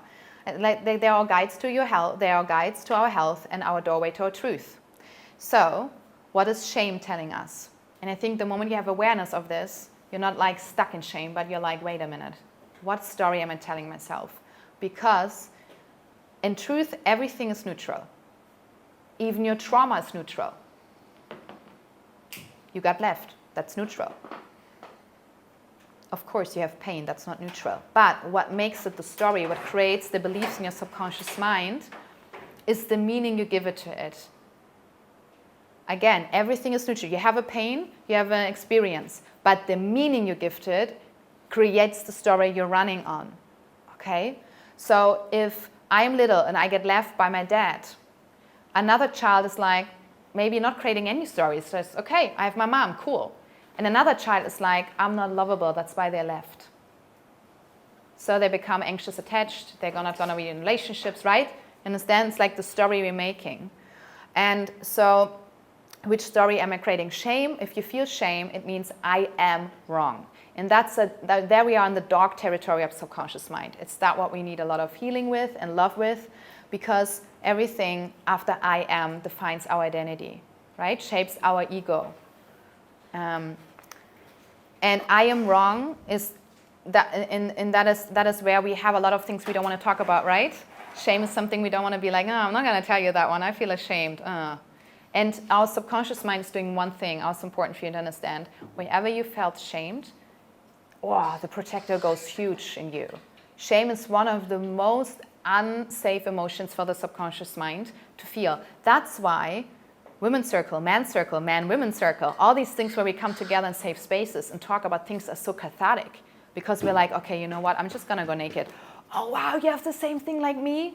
And then suddenly you're like, okay, wait a minute, I'm cool, you know? That's what we need to do. Or when you have in a healing session, like, I need to tell you, okay, come on, bring it on. No, it's a shameless room here, you know? That's really important for healing, to be free of this. Yeah, you had a question? It came up when you mentioned grief, and then you mentioned that these feelings are all neutral. No, the situation is neutral. Every situation itself is neutral, but the meaning we give to a situation creates the belief in our subconscious. Okay, yeah, my question still stands the same. Okay. Is then you also spoke about death, and when someone's not there, you can't smell them, you're not going to see them again. That's how your body, that's how your subconscious mind is operating. How do you know if, you know, everyone deals with death very differently, and how do you know if you just deal well with death or you're still under shock? Example, my cousin committed suicide, and I remember receiving the information very straight up, and I took it and I was like, interesting, thank you. The rest of the house completely boiling, and I went straight back to work. Ever since then, I've always thought that it's just on a holiday trip. I haven't necessarily had, and I genuinely don't feel negatively impacted by it. I took a lot of learning from it by how I observed how it impacted the rest of our family. But I keep wondering, because people can say, Tom, have you allowed yourself to grieve? Have you allowed yourself the time off? And I sit down and I think about this deeply, like very strong feelings of how do I feel about this? And I genuinely just feel neutral. I feel very neutral about it. And I'm like, I keep questioning, Tom, are you neutral? Or are you just still in shock? This is 4 or 5 years ago. And I still ask the question. I'm like, I don't feel... And I ask it because that is more now. I was older now when I experienced this. And my grandfather died when I was much younger. And I remember also having this similar feeling of going, oh, interesting. I'll see him one day. And I'm like, shit, maybe do I need someone... Oh, please, touch wood. Like, maybe they're not as close to me to have a massive impact. And I keep asking people the question, is it normal to have a neutral experience with death? Or is my subconscious potentially holding on to things that I don't even know are there, that I'm not aware of? Or can you not grieve? Do you have to grieve through death? Do you have to have a positive or an impact experience from something like that? And how do I know if I'm grieving or if I'm just under shock, or if I'm just dealt with it and it's neutral and I've let go? How do you... Wow, powerful question. Thank you for bringing that into the space. So yeah, grieving process, of course, is for everybody in different way. With you, I don't feel like you're under shock. My question is just, there can be this perspective of like, hi, I'm happy for them. They move on. But there is a relaxation in your body and energy is flowing. And there could be still tears if they were really close with you, right? And if they're not close with you, maybe just the question for me for you is, do you feel at peace? Do you feel, because it's still, are you thinking about this because other people talk to you about it, how you're grieving? Or do you feel like you're questioning yourself if there could be something you're holding on to? This is where my family says I'm a little bit dangerous, is I try to understand things deeper than they need to be understood. And so like, I'll ask the question, am I still under shock? Okay, let's ponder on all the questions that maybe give you reasons why you might be under shock. Why are you thinking about it? And then I go into this whole realm of trying to work out. How do you feel about crying? I can be very emotional. I can cry very easily. Yeah. Well, I feel if there is a block in grieving, so interesting. Well, I feel like so we cannot intellectualize feelings. That makes no sense. We cannot understand them. I feel like if your way is unique, put your family aside. It's just because this is their way of grieving. It's not your way. And if you feel at peace in your body and you don't feel like something is off, because we know if we have like somewhere a block in our heart, we feel it heavy in the shoulders, like there's something in the body we're holding on to. But if you feel at peace with yourself, I would stay with this right now and not start digging where there is no problem. I feel like if there is a part in you that definitely needs to open to that, it will happen anyways. I can tell you I couldn't deal with death and my reaction was not neutral. I was going to my room and destroying things. I was fucking angry because I couldn't deal with the emotions. And anger is often easier for us because we push things away, then we don't have to feel it, right? So I would say, instead of analyzing it, just go and drop into your heart and start feeling. Is there anything that wants to be released? Not intellectualizing it. And put away your family and how they think you are. Also, that is a projection, right? It's not your thought. Like you go too deep into things, is that your thought or from your family? Because maybe you're exactly right as you are. And you're the one going deeper because you have a different path here. It's nice to ask questions, better than just period, believing things, right? I don't have another answer for that. Yeah. Mm-hmm. So we have Anna in the audience, and she would like to share her perspective on this question, if that's all right. Okay, cool. Yeah. Anna, you can unmute yourself and just get on stage. Yeah, I don't know who the speaker was, but I completely identify with how he's feeling. I've had several deaths, close people in my family, and I was even present during a few of them. And I felt immediate peace. Straight away, I was at peace, and I had this knowing, internal knowing that what we perceive as death in a human form is actually not death, that doesn't exist. And I actually never felt the loss because I internally felt that they just changed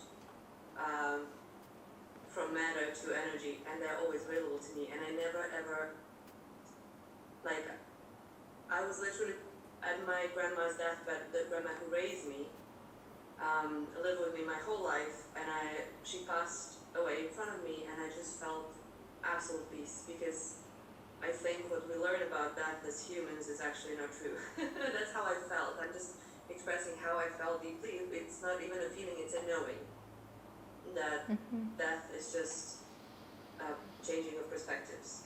Yeah. And they're always there, and I have connection with them, so I didn't really feel loss. I don't know if it helps. I just want to share like my perspective of how I feel about death. Thank you, Anna. Yeah. Yeah, I mean, again, everybody has their own beliefs, and I leave all of them to them. It's your free will. Death is a different form of existence, right? It's changing matter, absolutely. And thank you for sharing that. Yeah, we can feel the presence of our ancestors if we like to. They're always here. Right now, this room is not alone. You all have your guardian angels and your masters and your whole spirit team around you. The question is, do we tune into that, right? Do we feel their presence? Do we feel how connected we are also with the other realm? And this is the thing. Grief is and death is very personal. You can also, as long as we're honest with ourselves, right? What I find dangerous is when people say, well, I'm just happy because death is just a transition. So I think if my partner, or a friend that I really love dies, I still know we're connected and I can talk to them every day, but I'm sure I would cry because my physical body knows it's gone. I'm not going to have with them another coffee. And I think that is okay. We can have that awareness of it's another stage of life, but also that we have that human experience. Again, wholeness. We are having both together, right? Not a meditation is going out of the body and then, no, that bringing our highest self into the physical form. And for that, again, we need a healthy body, meaning a healthy, emotional, flowing system. And that means every belief that is against us, meaning that tells us lies, that we're not good enough. Who knows that one? It's a collective virus. That we are wrong as we are, right? We need to prove ourselves to be loved. We have all the same wounds. In all the sessions I gave over the 10 years, we all have the same wounds, but we have very different stories and different meanings we gave it. But the same wounds of I'm wrong, I'm not loved, I don't deserve this, I maybe should have been punished, like all the stuff we have in common. And we all have the same desire of just connect and be seen and be held. And that is where, community comes in, how important that is. As of time, I mean, we started 10 minutes late, right? Okay, good. I just want to, I have a little in my presentation, just want to go over guilt, just shortly, okay? If anybody's interested in the presentation because you would love to go a bit deeper into it, I can email it to you after, just saying, if you want to. So, because for me, it helped understand, what are my emotions even telling me? And I was afraid of a lot of emotions in me. But when I understood what they want to tell me, it was easier, right? So that's why I did this, because maybe it helps you too. So shame is this whole lie of I am wrong. Oh, I did something wrong. Guilt means, guilt is I did something wrong. Shame is I am wrong. So shame is always very identified and personal. Guilt is I did something wrong, okay? The story of I shouldn't have done that. I shouldn't have taken that cake from my brother. That means I'm greedy. You know, like all that things. Regret, you know what regret is. I should have done, you know, you're in resistance to your past. Then we have rejection, right? I'm unwanted, I'm not enough. And resentment. So we have resentment, rage, hate, irritation. Yes, it belongs to anger and it protects us from pain, but we have a problem. If we have too much regret, rejection, or resentment in our body, that creates the sickness. So from a metaphysical standpoint, fungus is anger, if you want to write that down. If you have too much, so fungus is really important for your gut biome, right? You need fungus. They're doing a great job. They're taking care of all the shit. But if we have too much fungus, it's anger. So, yeah. What is fungus? Mushrooms. Mushroom. Oh, okay. Yeah, thank you for Thank you. asking. Yeah. So, and there are the yeast fungus, for example. If we have too much yeast in our gut, we can also have it, we female, we could have it in our intimate parts. It can go into the skin, into the hair. Then it really means you have an overgrowth in your intestines. It always starts in the digestive system. And digestive system holds a lot of abuse, emotional abuse, sexual abuse. Actually more than our sexual organs. It's a lot in our intestines, energetically, right? And everything is connected, nothing is separate. So, so what happens if you learned your boundaries are not respected? You get angry, and maybe at one point you get angry at yourself that you never could hold your standards.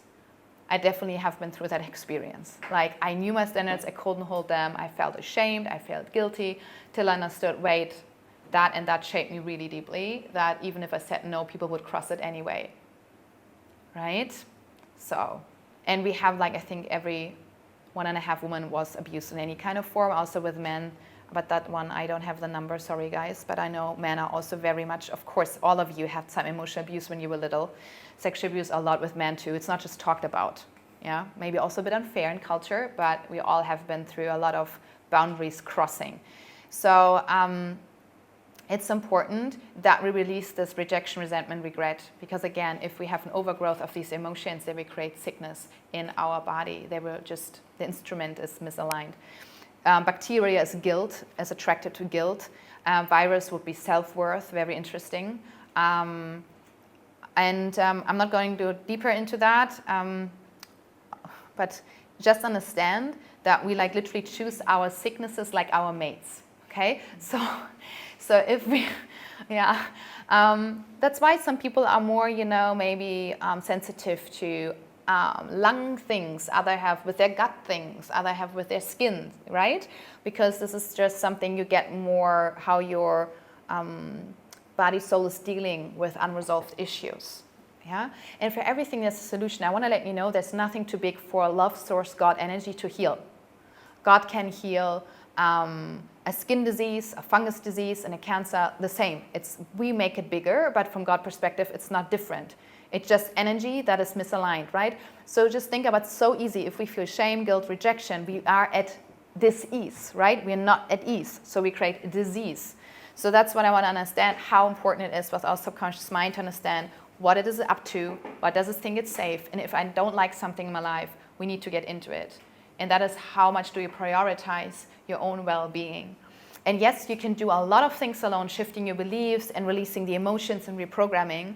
At the same time, if you want to have a safe space and you feel like certain things need to be addressed, allow yourself to be supported.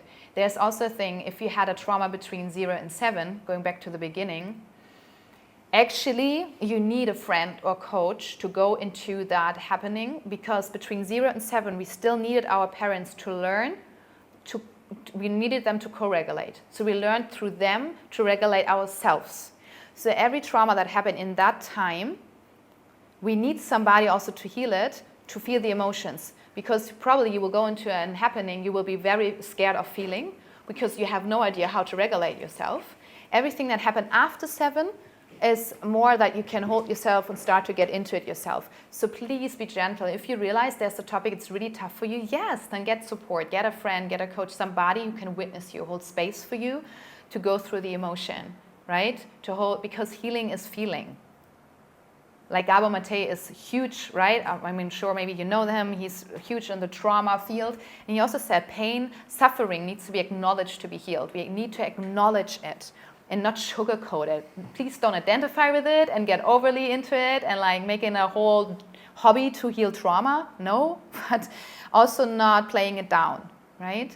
I see this a lot with my clients, is that you have so much compassion for your parents and they had such a hard time and they couldn't know better. I'm like, yeah, great, but you suffered. Can we go into that now? You can't heal by saying, yeah, but you know, they did their best. I'm like, I love that, but can we put that adult self right now aside and let that inner part in you speak that was never heard? And then miracles happen. Then you have immediately shifts and identities in you that can just finally rest, because they're fighting. You're constantly in a fight mode, or flight, or freeze, or fawn, right? And that's so important to come out. Okay. Yeah. Is there another slide? I don't think so. Yes, and I also have here. Okay, yeah. You say to put it away, like, for example, oh, they did their best and everything. Like you say to put it away, to go through it, but then do you come back to it after? Yes, of course, we don't want to erase that you have compassion and that broader perspective of their life. I mean, I put it away doesn't mean we release it. It just means we don't put focus on it. Okay. I just say put aside for a moment the compassion, right? Also, you had compassion for a bad breakup. You still, you know, you see the woman, the man, you're like, yeah, I know, like they stole my stuff and they hit me, but you know, they had a really tough childhood. I'm like, excuse me? Like when you're working with me, I'm not interested. I'm like, I'm not gonna badmouth at all. I love that there's this compassion, but right now, the issue is that you're more compassionate with them than yourself. And this is what creates an issue. If your compassion for others costs you your own compassion for yourself, we have a problem. You're gonna self-neglect, you're gonna put yourself in situations that hurt you. Right? Can you make up the next slide? Thank you. Thank you for your question, love. So, yeah. Last part is relationship dynamics, because I said fundament for your wellness or illness, right? In my slide, just for you who's sitting here, I just put 2 people who cross over auras. Because from, again, energetic point, when you're in a relationship, my field crosses with the other person, right? Just imagine 2 worlds coming together, 2 auras. So you're gonna freaking influence each other. So you wanna choose your mate very, very wisely. So there's actually a study, let me see. There is a study, Brian Baker did it. He's a psychiatrist and researcher from Toronto University, and he studied heart disease and hypertension from the psychologically aspect. And he's shown in his studies that if you have a happy marriage, it literally helped your blood pressure to regulate. But if it's not a happy marriage, it went up. So we literally help each other to have a good blood pressure or not, regulate our heartbeat, you know? Or also, of course, your thought forms. How do you feel? Yeah? Does your partner elevate you, cheerlead you on, supports you or not? When we talk about sex, when we talk about energetics there, women take on a lot of things from men because we receive them. So I love this quote that I heard from a woman years ago. Before you sleep with somebody, as a woman now, do you want to be that person? So we're talking about spiritual hygiene also, because you can get agitated, anxious, irritated if you're unaware of how many energies you have in your space. So if you're constantly like a sponge, again, for example, you would go a lot, I need harmony, I don't want to have conflict, you're people pleasing, and you allow people to take advantage of you, you're going to have a lot of their thoughts, their projections, their expectations. Energies, they're in your field, they're clocking you for feeling you, and suddenly you feel anxious, but actually you felt their anxiousness. Or you're literally blocked to being you. Again, what does that create? You're separate from yourself. At one point, you're gonna be really angry. And maybe you're like, no, I'm done, right? So this is so important, why relationship, it's a whole topic we could do another class on, but why it's so important. Relationship is really, you can have the best health, like your ritual, your habit, but if you have a mate who sucks, because you're constantly fighting, you don't feel safe, you don't feel seen, it will impact your health. because if he or she triggers you back into your traumas from when you're little, because obviously when you attract somebody like this, it attracts from your subconscious patterns, from unhealed patterns. That means you attract somebody who will bring you back to when you were a child. Higher perspective is like, heal this. Beautiful, you have an ass angel in front of you, right? We just get angels, but this one is the asshole angel helping you to see your shadow. Like that needs to be healed. So that means you're constantly in this protector part, right? And that could be, again, you're freezing, you're fighting, you want to just leave the room.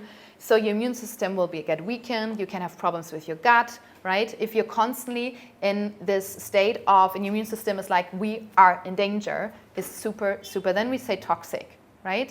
It doesn't have somebody that we have this narcissistic thing. That's a whole nother thing. But there are different ways of how we can be emotional toxic for us, right? So that's important. Who do you choose? Also your friends, how you work with. That is so, so, so important. Yeah. So just one question. The examples that you have mentioned, it's mainly about how I feel about the person, how that person makes me feel. Do I feel safe or am I feeling anxious? And having those kind of emotions, I vibrate on a different frequency, and I can attract different kind of diseases, and I can develop problems in my body. So does it also work the other way around? Meaning that can I be impacted by how the other person feels about me? If that person is feeling jealous, or that person hates me, or that person loves me, does that also impact my health? Yeah, of course, that's what I meant. Thank you for the question to clarify this. That's what I meant with interaction. So if they're jealous, do you feel safe with somebody who's jealous? Obviously not, but sometimes you don't know if they are jealous, if they Honest, don't okay. communicate it. So again, we do know, but we don't want to see it, because then that means I maybe would have to leave. And that's what I think, like, let's stop kidding ourselves. We are all intuitive. You don't have to work with your psychic senses, and as a healer, as I do this, to have a psychic sense, you all have them, you all have intuition. You know if something is up, you know if something feels off. And this is self-responsibility, to be like, wait a minute, something is off. And if you can't pinpoint it, just have a conversation like, something is weird in your energy today, what's going on, right? And then, because we can all have these emotions, and I would say in a healthy relationship, you could talk about like, thank you, honey, for taking, oh, I'm so ashamed, I was jealous. And then you can laugh about it, maybe you can talk each other through. But if this is like you can't be more successful than I am, well, welcome to some drama club, right? Yeah, yes? Yeah, just a follow-up question on that. Yeah. You have very little control over how another person feels about you, unless you have triggered that person with something, right? Because maybe my intention is not to make them feel jealous of me, but they feel that emotion. So that emotion that they have has an impact on me. How can you deal with that? Like, how can you protect yourself from this kind of emotions that are directly impacting your health while it's coming from another person? Would you say in a situation where it's just work-wise, or you would be in a romantic relationship and there would be this jealousy, how do you deal with that? I just want to know, could you leave the space? Could you not leave the space? What's the situation? For example, let's say friendships, right? Mm-hmm. So I do like a friendship cleansing every once in a while. Yeah. Whenever I accomplish something and, I succeeded in something, I truly look how my friends actually act when I accomplish something, right? Are they really happy for me or they are not? Mm-hmm. If they are not, I try. It's very difficult. I try to, isolate myself from that person or get them out of my life because, you also have limited amount of energy. Mm-hmm. So why to spend that on someone who is not happy for you, who is not rooting for your success, right? Yeah. So what I meant is that, let's say if it happens in friendships, one is successful than the other one, and one is feeling jealous or envious of the other person for what they are accomplishing. How do you deal with that? Well, I would say if you don't have a trigger with it, you just notice it and you just, okay, that's your story, right? It's you're to take care of. Maybe you just like, you know what, right now I just don't feel comfy around you. I'm just gonna have my space. If you're ready to talk about it, let's talk about it later, mm-hmm. right? But if you still have a trigger, that means you're like, oh God, if I'm successful, people believe me because my power is, intimidating others. then your system will react differently. Then you'll be like, is that jealous? Or what do I do with this? Oh, this is annoying. Should I go? Do I have a conversation? Then you would get activated too. This is a huge difference. If you're not activated, I mean, you could just, and this is a loving, healthy friendship, you could just leave it be, right?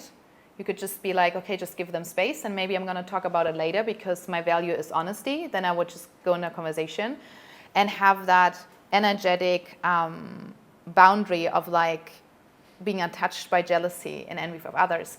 And I would love to finish today in the meditation. I would love to give you some downloads. I'm going to explain to you what that is, to actually put these frequencies in your aura, because this is very, thank you for that, for the question, Adam, and to clarify this, because as I said, everything is vibration. The universe is not bringing us or reacting to us what we think or believe, but what we feel, what we vibrate on. And the important thing is what I love in the way I learn to work is that we don't just change a belief, we change your ability to feel. So if, for example, you were growing up and you never had a person who you can trust, you can affirm every day, I trust, I trust. You will not be able to, how do you feel this? But by a download, meaning you get an energy frequency from source energy into your cells, literally. You get the receptors for trust. You learn how to trust. And that means because you know how this feels on a vibrational level, you will attract suddenly people who are healthy, where you can learn to trust. And that is real, that's not magic. When we're like, that's magic, that's cool, that's so important. Why you need to know how it feels like to trust. You need to understand how it feels like to have a loyal friend, right? To understand how it feels like to know the difference between your feelings and the feelings of others. It's literally energetic new frequencies, but they come literally on your cells. And this is how you change your patterns. You know how to live without being abused. You know how to live without being anxious. We're literally closing receptors on your nerves, that you're not having this signals that send me situations where I'm anxious, because that was your comfort zone before. Now we would do some healing on the core wound, right? We look at how you learned and how you grow through all the struggles, and then we show you how to be without being anxious. That is so, so important. Yeah, it's a lot of things I learned through Theta Healing, and the founder of it downloaded this because she worked with somebody who had depression, and they went into the core belief in the wound, but the woman is like, I still don't feel it. And then she got the download from Creator, well, she needs to know how it feels like to be joyful. And the moment she had this download, her life changed, because your cells need to know how it feels like, right? That's also why we heal in community. Somebody is suddenly giving you presence like, wow, I can cry, and that person is not laughing at me. She just loves me. My cells learn it's safe, and that's why it's so important, the relationships we have, right? And to take care of that, and have mates around us that cheerlead us on, because that's very important to happiness. Also, the work environment you're in, or the people you attract. Yeah, and I know we not teach this, how important this actually is. And there was the image. Okay, just leave it there. But no, get it back. It's not important right now. We're already at the end. That is the whole thing of me, how when I was little. Okay, put it up. Just let's get into it. Okay, so Christina's starting background. This is actually, get this. This is me on the left. I think I was 14 or 16. This is how thin I was. I was tiny, and I was 48 kilos or something. I had so much energy. People always thought something is off with me. And then that was me in the middle doing a show. That was just my way, you know, of how I grew up, how my struggling was with certain things. And then honestly, my body shifted when I worked on female topics of it's safe to be a woman. It shifted a lot. Like when I was 26, I was like, okay, my rib cage gets bigger. Like, what's happening here? And this is for men I see too. If you're afraid of your power of being a man, like really dearly, because some trauma is attached to it, why would you gain muscles? Your subconscious is like, we're gonna look like Hulk. That's not gonna happen. Or weight, huge thing. I will, one moment. I had a friend, a colleague from school, and she was like, Christina, I'm eating the perfect diet. I'm walking she did sports 4 days a week. She was really precise. She's like, I can't lose it. I'm like, it's your subconscious. It's not safe for you. We did a session, and it came out all of her family was overweight. So subconsciously, she was afraid if I'm thin, I'm not belonging anymore. And we have core needs as humans is belonging. It's huge. We have 2 needs as children, belonging and being free ourselves, like being authentically us. But when we're little, we choose always belonging. That's why we often have this belief, in order to be loved, I have to adapt, I have to reject my true self. Because we were literally depending on our parents to survive. So of course we chose that. But as adults, we need to bring, again, the parts back, right? So for her, it was really important to know she belongs to a family without that she has to be overweight like them. The other thing with overweight is a lot is protection. I see a lot of sexual abuse, emotional abuse, something happening with the body where the body says, if I have an extra layer, they can't touch me. Or the opposite, I'm not gaining weight. For me, it was really like, if I'm like thin, I can run. They can grab me. We have both ways, and we have all the same wounds. We just express it differently to bring some compassion into the space, right? And so I couldn't gain weight. I wanted to gain weight. I was like, my height, 5'9", 46 kilos. I'm like, I want to freak gain weight. I couldn't. I didn't. And now I understand why. But I needed to get out of my house. That's very important. You can't heal what makes you toxic and unhealthy. If you're right now not happy in your work, or let me say relationship, and you go working with somebody, and you still stay in the toxic relationship, what's going on? If you know, for example, your sickness is coming from something in the environment, right? Our ancestors had sometimes environmental factors that created sicknesses. You need to move house. If the water is toxic in the ground, move your freaking house. If your friendship is toxic, your partnership, you need to leave it. There needs to be a certain thing. And if you have a lot of issues at home, move out of the house before you do the healing. You can't be, if you have the wound, why would you go there? Like in the same space you don't feel safe to open up, where people are in the house where you don't feel good, right? It doesn't make sense. It makes no sense. Your system would be like, okay. Yeah. Yeah, you partly answered my question, but I think it's pretty mind-blowing that how your beliefs can impact your physical presence. And I can also speak from experience that last year I went through a pretty crazy physical transformation. And that's the message I really would like to put out there, that it's, of course, I put the work in, but the change actually came from within when I started to work on myself internally, and I started to change the things that I believed in about myself and what I'm capable of and how I should look like and all of that thing. And that just changed everything. Like literally I felt that my presence, my physical body is changing in real time. And that's why what I did last year is pretty visible in terms of change. But I think it's very important to emphasize what you were also saying, that again, like change comes from within. I know it almost becomes a cliche, but that's true. Because I tried to do this so many times, but most of the time when I was trying to build a great body, it was mainly coming from insecurities. That I was still that hurt little boy with insecurities and problems that I was trying to hide. So I was trying to build a more masculine presence so I can just hide behind that mask. But the problem was not solved. What it actually resulted is that it was not sustainable because the root of the problem has not been solved. And when I actually switched it around and started to work on myself internally, it just happened. It was almost like a byproduct, right? And I just want to bring up like one more example, not about myself, but I have this friend of mine. He has been religiously exercising for decades. He has his diet spot on. He goes to the gym 4, 5, 6 times a week. He runs, he lifts weight, he does everything by the book. He has not changed a little bit in 7 years. So does this mean that like he himself potentially could be blocking himself from changing or gaining muscle or becoming bigger or changing his physical presence because subconsciously he doesn't believe it or he sees himself differently? Mm-hmm.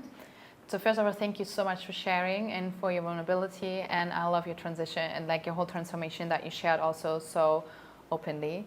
That is a perfect example for 2 things I'm seeing there. One you spoke about too. So again, I want you to like really get into your subconscious mind thinks and safe, unsafe. If you're not changing, your subconscious mind still thinks this is more safe. Okay? It's not about we don't believe it's, maybe you even believe it's not possible. This could be a belief, I'm not worthy, it's not possible, but still it's about safety. So when you train so long, so I feel like 2 things are coming. And one thing you spoke about, if we also do healing work or going into health and other thing from a wound of, if I finally crack that thing, then I'm finally lovable. If I just finish that, then I'm finally lovable and I can attract a man or a woman. Then we come out of a wound and we are literally in a vicious cycle. Because you're using not healing to heal, but to wanting to fix a problem that's in the beginning a lie. And this is where I see people stuck. Also here in Bali, spiritual community, I had some moments where I'm like, bless them all. I love all their beautiful expression. You know, I'm not perfect. I go through my stuff. I just really believe it's so important to check yourself for your intention, because I have been in that trap. I had this big thing of, if I'm just doing this and improve myself here, then I finally be lovable. Guess what? When I learned theta healing, my subconscious was like, oh, she has this manual of 120,000 beliefs. Let me just dig through all of them till I'm finally done. I was never done till I realized I'm in a self-optimization loophole. So when I say this, because I've been stuck there and I don't want you to get stuck there, to check your intentions, what you really feel. So, but when you come from, I really deserve to be free, I have no fucking clue how, but I want to. That's a huge different thing. Then you can move into energy, right? The energy is gonna change. Same with training. If you train because you think deep down, I'm ugly, I need to prove myself, I'm good, so just get in it. It will change, it will change. It will not, because you still think you're ugly and your subconscious thinks for some reason it's safer to be ugly than beautiful, because maybe then people will not be jealous of you, or, you know, then you're a loving person, you cannot be beautiful and loving. That's too much, that's not too much, you know. So that could be the huge fear we have of too much goodness. No, we can be healthy, wealthy, and oh God, and good connections. Yes, we can, it's our freaking birthright. And I'm on this journey too, but I know it's we can. I'm not settling for something else. Who's with me? So, yes. And the other thing is, the question is, what with your friend? Of course, that would need a one-on-one look at to understand what would happen if he has the body he loves. That has to do with self-love, right? With self-worth. How would people react suddenly? Because maybe then suddenly he would feel more open, because it's always about the feeling. And if we would have a body we feel good in and trained, then I would feel open. I would start to connect. A woman could date me. Oh God, no. Then I hope the whole shit show, like with my mother. She will be nitpicking on me, she will be fighting me, she will destroy what I built. I'm not going to do that. Do you see where I'm going? This has nothing to do with the issue. The issue is never the issue with your subconscious mind. You would come with me with the body, we're going to land somewhere else. Because I want to understand what happens when you have the body. And then we go down the rabbit hole, what's really under there. It's never, the issue is really, really rarely the issue. Also for you, if you have something, you're like, okay, interesting, that's the tip of the iceberg. You know, and when I dig down, I'm like, what happens if you have that? That's what we're more afraid of, right? And yeah, so this is the, if you want, you can close the slide. But this is a very, that's true. That is what you went through, is actually transformation I had too with my body, really becoming more feminine, more soft, more relaxed. I did a lot of healing on It's Safe for Me to Be a Woman. And I just can tell you something in the womb, just to, if your parents thought you were a boy, or they wished you were a boy, or you were a boy and they wanted a girl, they wished a girl, this can have, depending on your soul and what they soaked up, a really huge impact. You know, I had this with myself and with clients a lot, that they didn't feel enough as a woman, or thought they need to be feminine as a man because they felt they were actually wished in a different gender. This can have different impacts also how you're working. Yeah, and that has then again impacts on your hormones and how everything is going, because your hormones are literally the messengers of emotions, right? So, thank you everybody for staying on, even if we are over time. Can I ask one more thing? Yes, of course you can. And just one, Lynn, thank you so much for being here. We have a recording of this, so the meditation will be recorded, so you can enjoy it after. Thank you for your time and presence here. Okay. Yeah. So, because you said like from 0 to 7 years, that's like the theta healing brainwave, right? Theta brainwave, yeah. If there's memories that you've put like somewhere that you can access into your brain, how hard is it to reach, or how easy it is to reach through the theta brainwave? Easy, because in that moment you literally have like unlocked, you have like the door open. And I had somebody who's like, I can never remind my childhood. We were in theta, 10 minutes later, I had immediately, he was describing to me the image, how he was 4 years old and seeing mom and dad fighting in a bad way. At the same time, it's not important for you to know the memory to heal it, then we work with it differently. Because sometimes we don't remember a trauma, we don't know what happened, but we have a feeling stuck in our body, then the approach would be different. So don't get hung up that you need to know. Some stuff will come up, but if not, we're gonna work with it differently, right? Yeah. Thank you. Can I just ask something? So when Adam was describing his experience and his friends, so I recently did a theta healing with a friend, and I discovered new things I never knew that was something my body would think, this is what we're going to do because that's going to help me. So a bit of background. Growing up, I moved around between 2 different places, and that felt unsafe. So with my friend, and I'm so connected to her, so I did a theta healing for the first time with her. And she picked up on one thing that I've actually talked to Julie about. And it was, so my body thought, a small young kid animal thought, okay, if we physically can't move, we're not going to move anymore. So she picked up on, she's like, I can see something, and it's like, you're heavier. But specifically, your lower body is heavier. And I mean, even if now you see me physically, I'm heavier on my lower body. And so what she picked up was like, in some ways you picked up on, if you can't physically move, you're not going to move anymore, and that's not going to feel unsafe anymore because you're not moving anymore. So how does one, and that's been, I've held on to that new information like, interesting, I never really thought about it. I knew how how moving between 2 places impacted me, and how it felt insecure, not secure growing up, and how how I feel about moving, and like how I worked through that. But what does one do when they pick up on these new information? You're like, I did not really think this was related to that. And how do I move forward with that? Like, how does one go about such a thing when they pick up on new...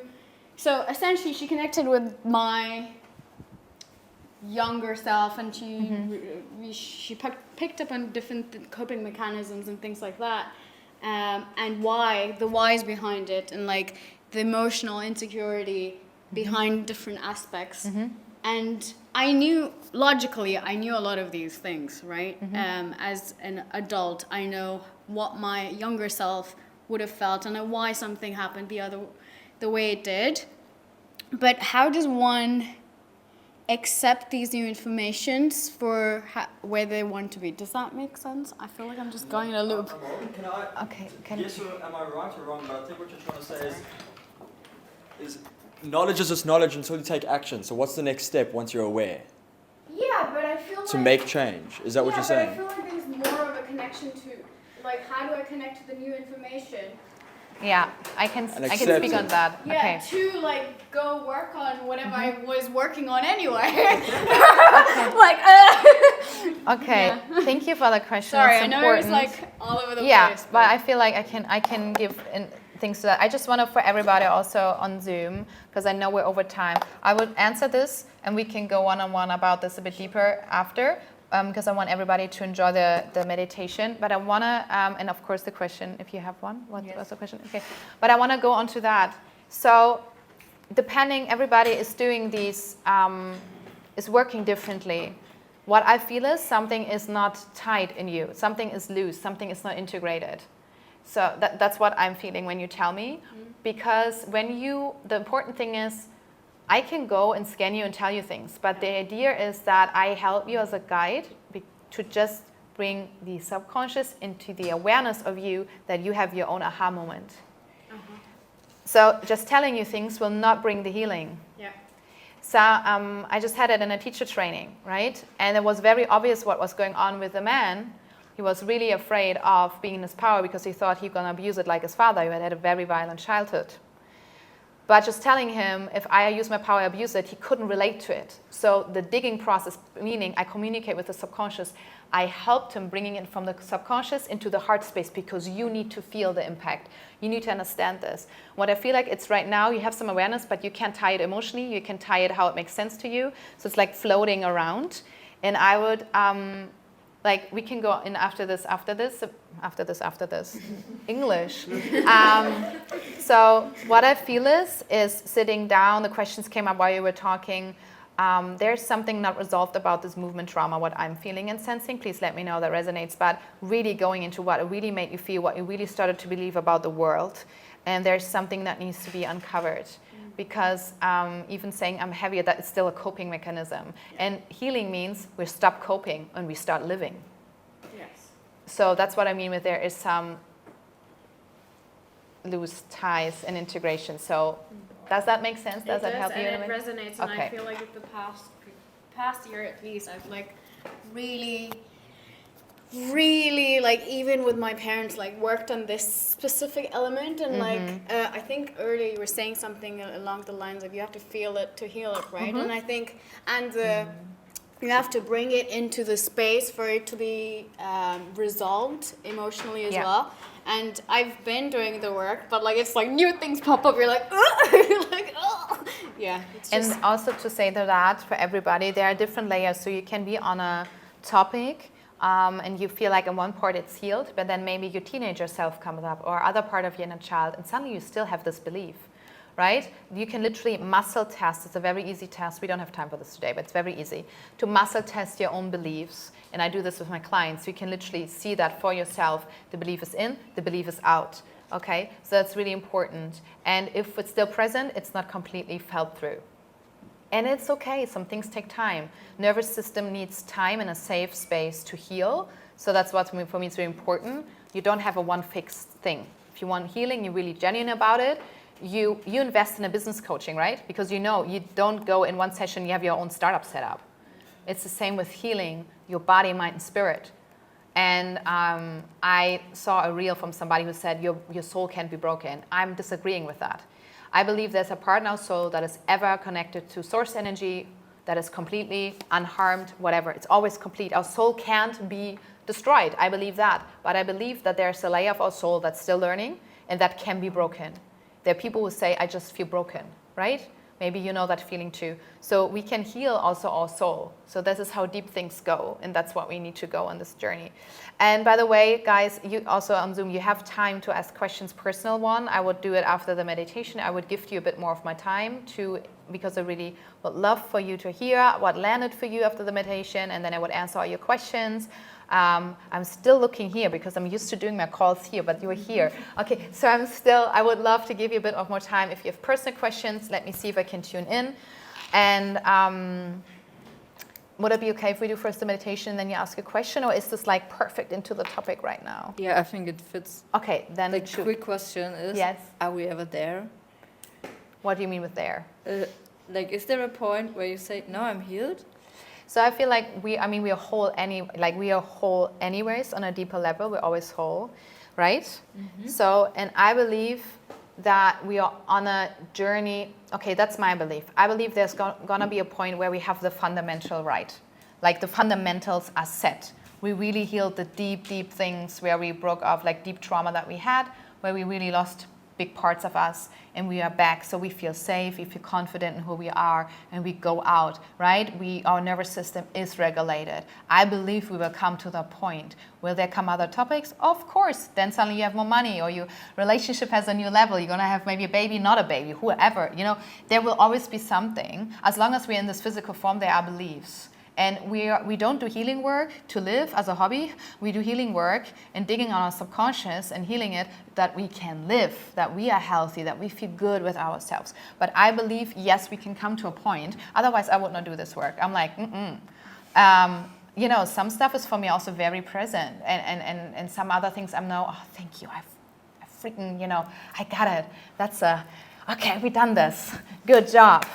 So I believe, and also for my clients, identity shifts literally mean you're not that person anymore, you're more yourself. Like one of my clients said, that sounds weird, Christina, but I have never felt less than myself but never more than myself. So much old identities died, and then she could go out, right? What you feel, because we all have this initial feeling of what our voice is, what we are drawn to, but we often don't feel safe to go there for certain different reasons. Does that make sense? Yeah. But compassion and kindness is important. So Falk, you can just you can ask your questions, and yeah. So yeah. Hi, Falk. I think audio is working so far. Okay, first, thanks for diving into this realm of how emotions and subconscious deals in our health. Thank you very much. And the question is, when daily situations arise and already in the situation, negative emotions like anger arise, but I think in a moment where I think it's better to don't give it opportunity to live it, so to just keep it down, and because I think it's the best for the situation now, but afterwards feeling anger arising, negative emotions arising, how, so I'm conscious of, okay, now something negative is rising, and it's coming again and again. What would be a good way to deal with it, to reduce the damage to the self? Yeah, thank you for the question, Falk. First of all, I would not suppress it. Everything we suppress will just get louder.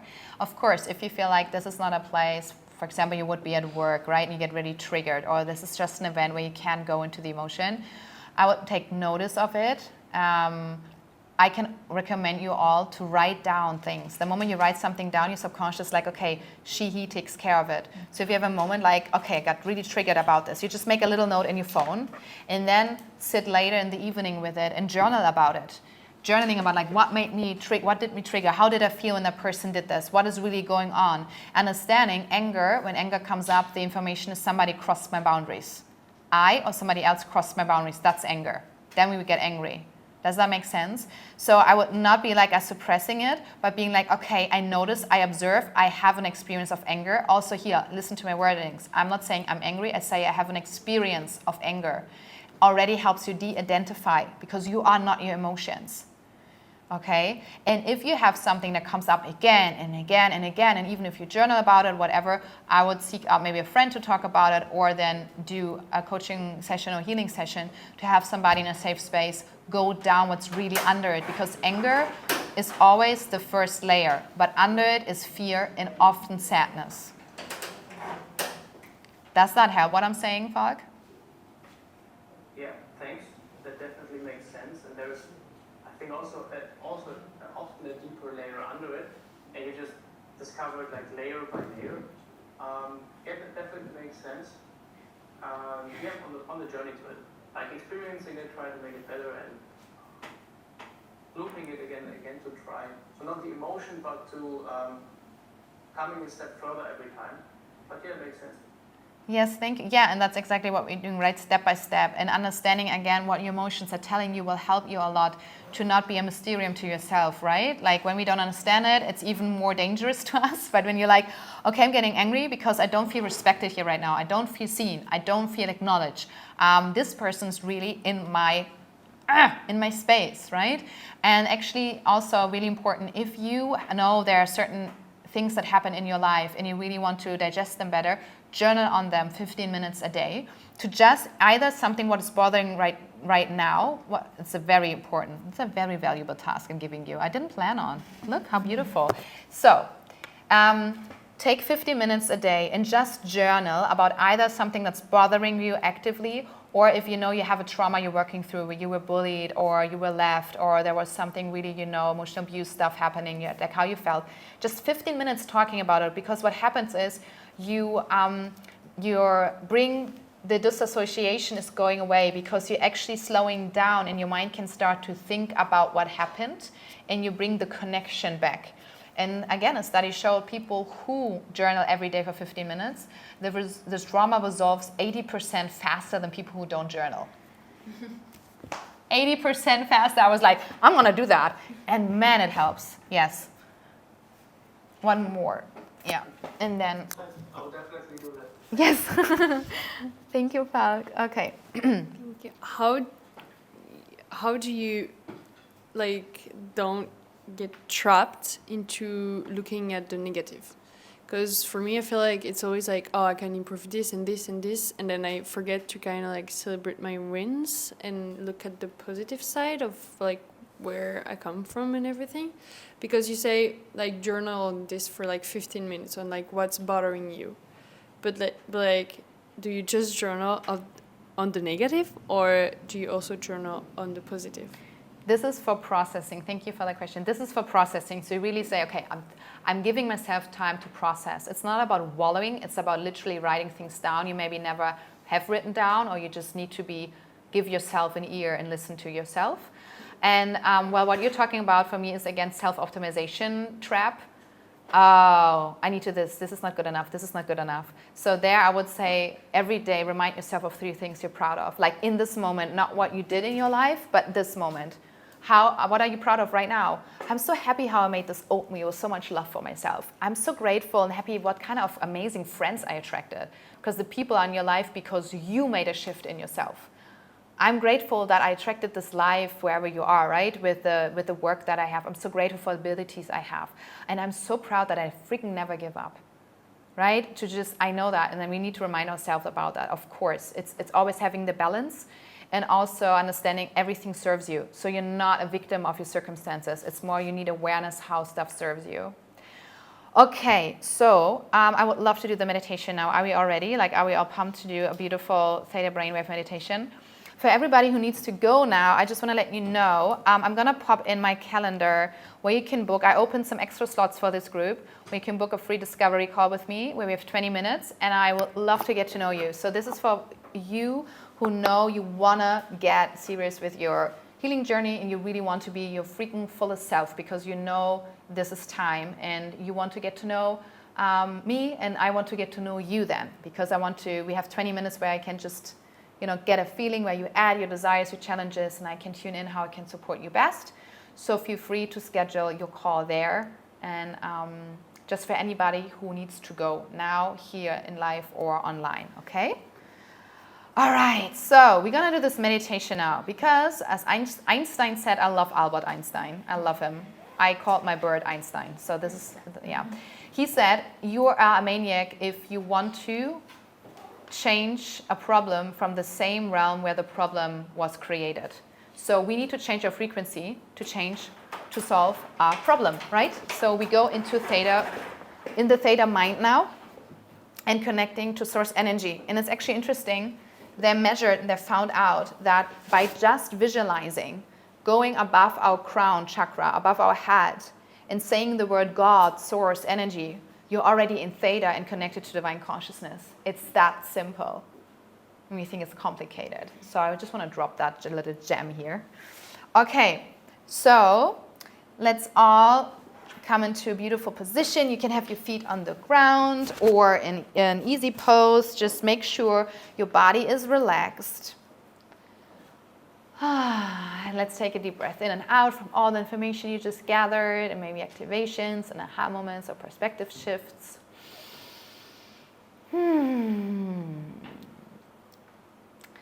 having your eyes closed. Right now what we're going to do is we travel into the beautiful divine consciousness, and your subconscious and your soul knows where and what the divine consciousness is. So all you need to do is just listen to my voice, relax, and enjoy. So I'd like you to bring your awareness to your feet. And like at the beginning of our session, feel how from your feet there are roots to Mother Earth, roots out of light connecting you.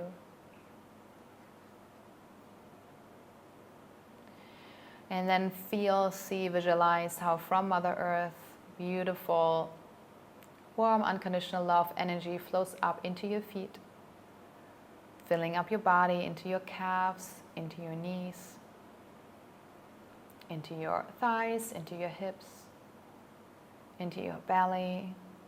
And this energy balances and harmonizes you right now how you need it. So you get more relaxed, more at ease.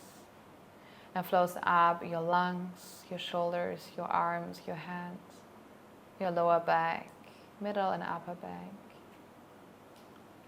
your neck and your face, into the last hair tip. And then imagine how this energy flows out of your head and forms a beautiful ball of light above your head. And this ball of light is see-through, and you are as a mini version of yourself in this little ball of light. So you are as a little mini version in this ball of light, and you can see through this ball of light. So you're absolutely safe. This little mini version of you is your consciousness, chilling, resting in this ball of light. And you can imagine that, like in an elevator, we're pressing now divine consciousness on a button, and your ball of light starts to vibrate and goes up higher and higher and higher, higher above the house that you're in, into the sky, higher and higher, passing by the clouds, above the clouds in the beautiful blue sky, passing by the sun. Higher and higher, and you see how Mother Earth gets smaller and smaller and smaller. And your ball of light leaves the Earth atmosphere behind and floats into in this beautiful universe, to the galaxy, into the cosmos, passing by the different galaxies, star and solar systems, and you see these beautiful colors around you. And the higher your ball of light goes, the more relaxed you become, going up even higher and higher through many different layers of dark lights and bright lights, dark lights and bright lights, dark lights and bright lights, into beautiful golden light, and from the golden light into beautiful rainbow light, passing by all the different rainbow colors. And you see in front of you already a beautiful, bright, bright, bright light, the divine conscious energy. And your ball of light just gets magnetically pulled in into this beautiful, iridescent white light. Your ball of light goes up even higher, higher, higher. And this unconditional love, this bright white light starts to flow into your ball of light, into you. Your ball of light dissolves and you become one with all that is. And you just see, feel, sense how it feels like to be one with this unconditional love. This energy that created you, that you are part of. The realm where everything just is. If your eyes are flickering, that's a beautiful sign. It's part of being in theta state. And just allowing to expand to this bright white light. Every cell is vibrating in it, dancing, every space between your cells.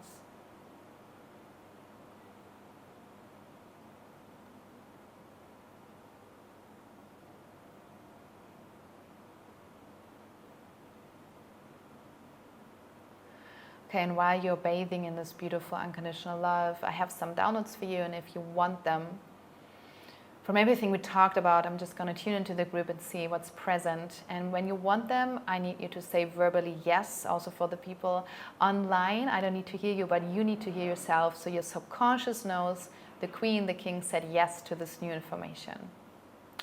So first of all, do you like to know how it feels like from source energy that you are whole, that you're more than enough, that you are complete as you are? Then say yes. Yes. Thank you. Just keeping on breathing. Can we show you that you're already whole, complete, and enough as you are, without that you have to do a healing, without that you have to be successful, without that you have to first have a partner or accomplish or prove yourself? Can we release this condition from it? Is that okay? Yes. Thank you. And keep on breathing, allowing spirit to move into your body. Calling him on. So if you want, we can call up on all your beautiful spirit team. You don't have to know who they are and what they do, but they're there and they're here to support you. So we can call up on your angels and guides right now to support you in this process. Do you like to know that you're always connected with Creator and with your loved ones, with your spirit team, no matter if you're in physical form or if you are not in physical form, that you're always connected to this never-ending love? Do you like to know how this feels like? Yes. And now we're going to work with your genetic line, what I always already connected with you to, your ancestors. Can we show you that you are free to be you? You're free in your spirit, in your heart, in your mind, without that you have to die first, that you have to leave this body to be free, to be home. Can we release this? Yes. Can we show you that you are home on this planet Earth, that this is possible for you, home in your body, feeling safe in your body, feeling free in your body, feeling loved while being in your body? Is that okay? Yes. Thank you.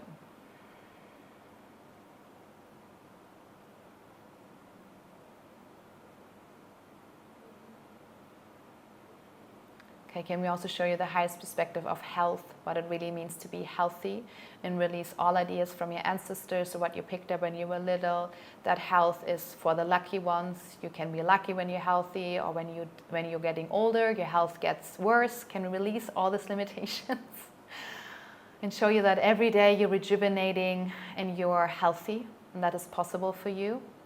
Yes. Thank you.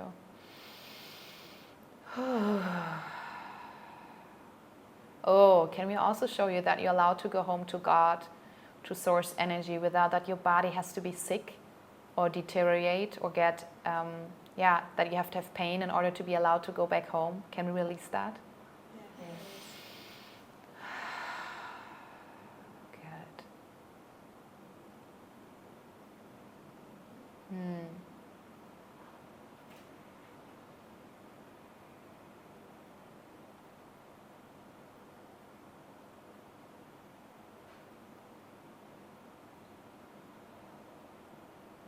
Can we show you all that you're worthy of having health, fulfilled relationships, wealth, peace in your mind, strong body, that you can have all of this, that this is your birthright, and release any idea that you're asking for too much, or that there has to be always one problem area in your life? Can we release that? Yes. Can we all show you that you keep on being innovative and growing as you beautiful human beings that you are? You keep this beautiful inspiration of innovation and growth and your courage to move forward. Without that, you have to have a problem. Can we release that and show you how you can move forward with these beautiful virtues, being motivated through love, joy, and inspiration? Is that okay? Yes. So shifting you from problem paradigm to all possibilities paradigm. Is that okay? Yes. Okay, keep on breathing, please.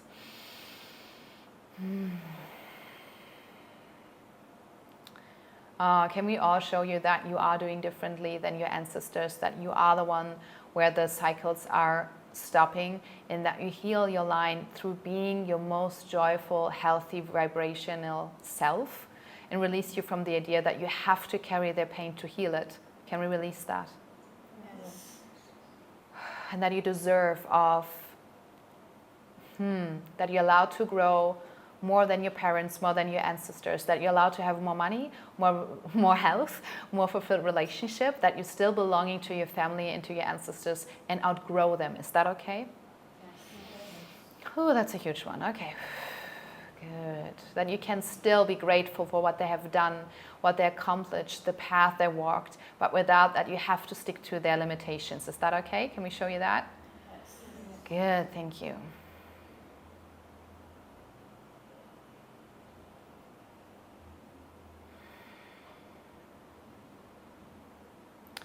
Okay, 2 more things for now. One thing is, do you like to know what it feels like to live your daily life without feeling being not enough, without feeling you're wrong, without feeling you're not belonging, without feeling this is the wrong planet and the wrong family, without feeling I'm in the wrong body, the wrong gender, without feeling depressed, without feeling constantly angry, without feeling constantly afraid, without feeling overwhelmed, without feeling stressed, without feeling unsafe to be you? Is that okay? Yes. Amazing. So please all take a deep breath. 3 deep breaths in and out. You're working on your nervous system right now, everywhere where you have receptors, and it's for you. Perfect right now. It's going to be closed. All the healings I'm witnessing for all of you is happening in the highest and best way. So what is for you acceptable, okay? That's up to you. Nothing happens what you can't digest, only what is right now perfect for you. Good. And letting it, let spirit move you. Let the love move in. You don't have to do anything. Okay, can we show you the difference between your true self and the identities you created in order to survive? So you know the difference. You have discernment. Is that okay? Yes. Awesome. Thank you. Ooh. And can we download you in your aura, in your heart space, in your mind, in your body, that you know the difference between your thoughts and the feelings and emotions of you and others. So you have discernment. Yes. Good.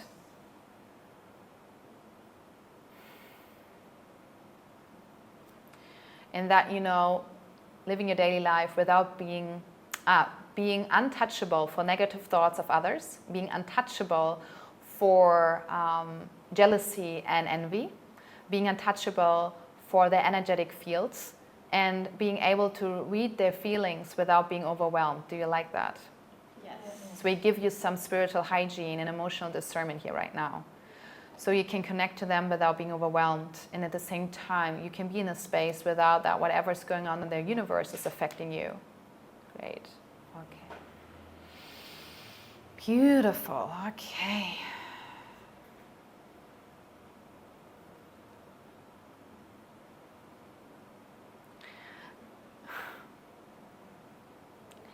Okay. And do you like to know deep down in your heart how it feels like that you're truly loved by source energy, by God, in every aspect of you and every question you have in your heart, everything you still feel ashamed of, you're so lovable in that. Can we show you how that feels like to be so loved in all of who you are and that you deserve that love? And it's safe for you to receive it from source, God, spirit, energy. Is that okay? Yes. And God is not your mother or your father. Can we release that? Okay, because when we're little, we think our parents are gods, so we make a discernment here, okay? So it's safe for you to receive that love. Is that okay? Good. And then you can give yourself that love too. Okay, so you know how to accept yourself and love on yourself for all the questions in your heart and the answers you have. Is that okay? Yes. And that you accept the parts still, even the ones where you're like, really? Yeah, from now on you make a commitment, you accept them. Even if you can't accept them, you accept that. Is that okay? Yes. Good. Okay.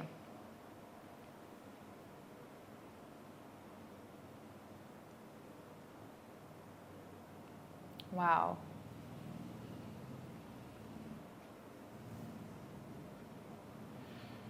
So again, bringing your beautiful attention to this bright white light, expanding, bathing into it, breathing it in, breathing it out, knowing it's part of you, you're part of it. You're never separate. The truth is you're always one. Feeling how it anchors you right now in the present moment. Bringing your awareness back to your heart space, maybe touching your heart, bringing your awareness back into your body. You're going to stay connected to that consciousness for the rest of your day. You're always connected, but you're like anchoring yourself into it. So it guides you. Good. And take another deep breath in and out. You're all doing so good. You're so beautiful. No. And then gently opening your heart back into the space. Gently, gently coming back into the present moment. Thank you all for being here. Thank you for all the 10 people online staying so long. If you want to share something about that experience, we have one more chance to do that. Some words, even in the room. You have all, honestly, I just felt like there's so much love for you, and I know we forget this, but you're so deeply loved, and what you do is so important, and I feel like you're not, it's like a message coming through. You're doing important things, and you matter, and focus on the gifts you have and the abilities. It feels like all of you are more focused on the issues or what you have to improve, but you're so important, and people watching you don't even know, and your ancestors are watching you, and you're so freaking loved, and it's time you really remember that. because that's the truth. And yeah, thank you so much all for your presence. I loved to connect with you. And yeah, like I said, if you feel like I want to dive into this magic world more, the link is in the chat, and love to meet you. Yes, Adam. Well, thank you so much for everything. I think I can speak on everybody's behalf that we all learned a lot. And also thank you for offering the free discovery call. So you guys can find it in the chat. One question, how many sessions people usually need in your experience in order to make some progress? So that's a typical question people ask, and it is very individual, but then again, what is your intention? Things can shift a lot in one session, and clients I work with longer term after the first session, like, oh my God, I feel like a different person, but then we come to the important part, it's the integration. So healing happens like this. But the integration part, till you know, okay, I am embodying different habits, I'm not nurturing the old anymore, takes a bit of time, and that's the human process. That's why I am there for a long-term transformation. I'm offering different containers to do that, because I want you to be really going through wholly through that transformation journey. And some layers with trauma or chronic illness are like layers of an onion. You know, we need to be gentle, what needs to be remembered and released. So yeah, really profound healing session or work is then more than one session, because you're dedicated to your own soul and you give yourself the time. And I think it's very important, because if you think like you have only 3 sessions to heal something, or 1, you will be super stressed. So that's not how I work. Yeah, that's why I'm working in longer term containers. Cool. Yeah. Yeah. But this is something why I love the discovery call. I can tune in what's right for you right now, why I sense like where we can meet best, and then where I can see how I can support you on your journey. So, yeah. Amazing. Thank you very much. I'm going to hijack the camera just for one quick second. Do that, Adam. So, yeah, hey, this is me, if you guys have not seen me before. Again, thank you so much for this amazing session. And thank you guys online being present, sticking around. I think it's been 2.5 hours. So there was a lot of information and a lot of wisdom that you have shared. And again, like, thank you for that. Just one last thing that I wanted to mention, that everybody is welcome to join our school community. We just recently moved the community from WhatsApp to school. So what we are trying to do there is that we are exploring different kind of methods and practices that allows you to build more holistic health practices in your life. So here we can talk about modern science, spiritual insight, and other alternative or complementary medicine. So these are the different kind of topics that we talk about. I'm going to share the link in the chat. I can also share it directly to you. School is under maintenance right now, so even if you go there, you cannot join. But I'm going to share the link with you. If you guys want to be part of these kind of discussions in the future, very happy to have you there. I think this is a wrap, unless, Christina, you would like to add something else? Thank you. Okay, excellent. Thanks a lot, guys. Okay, I'm going to say goodbye. We'll speak soon.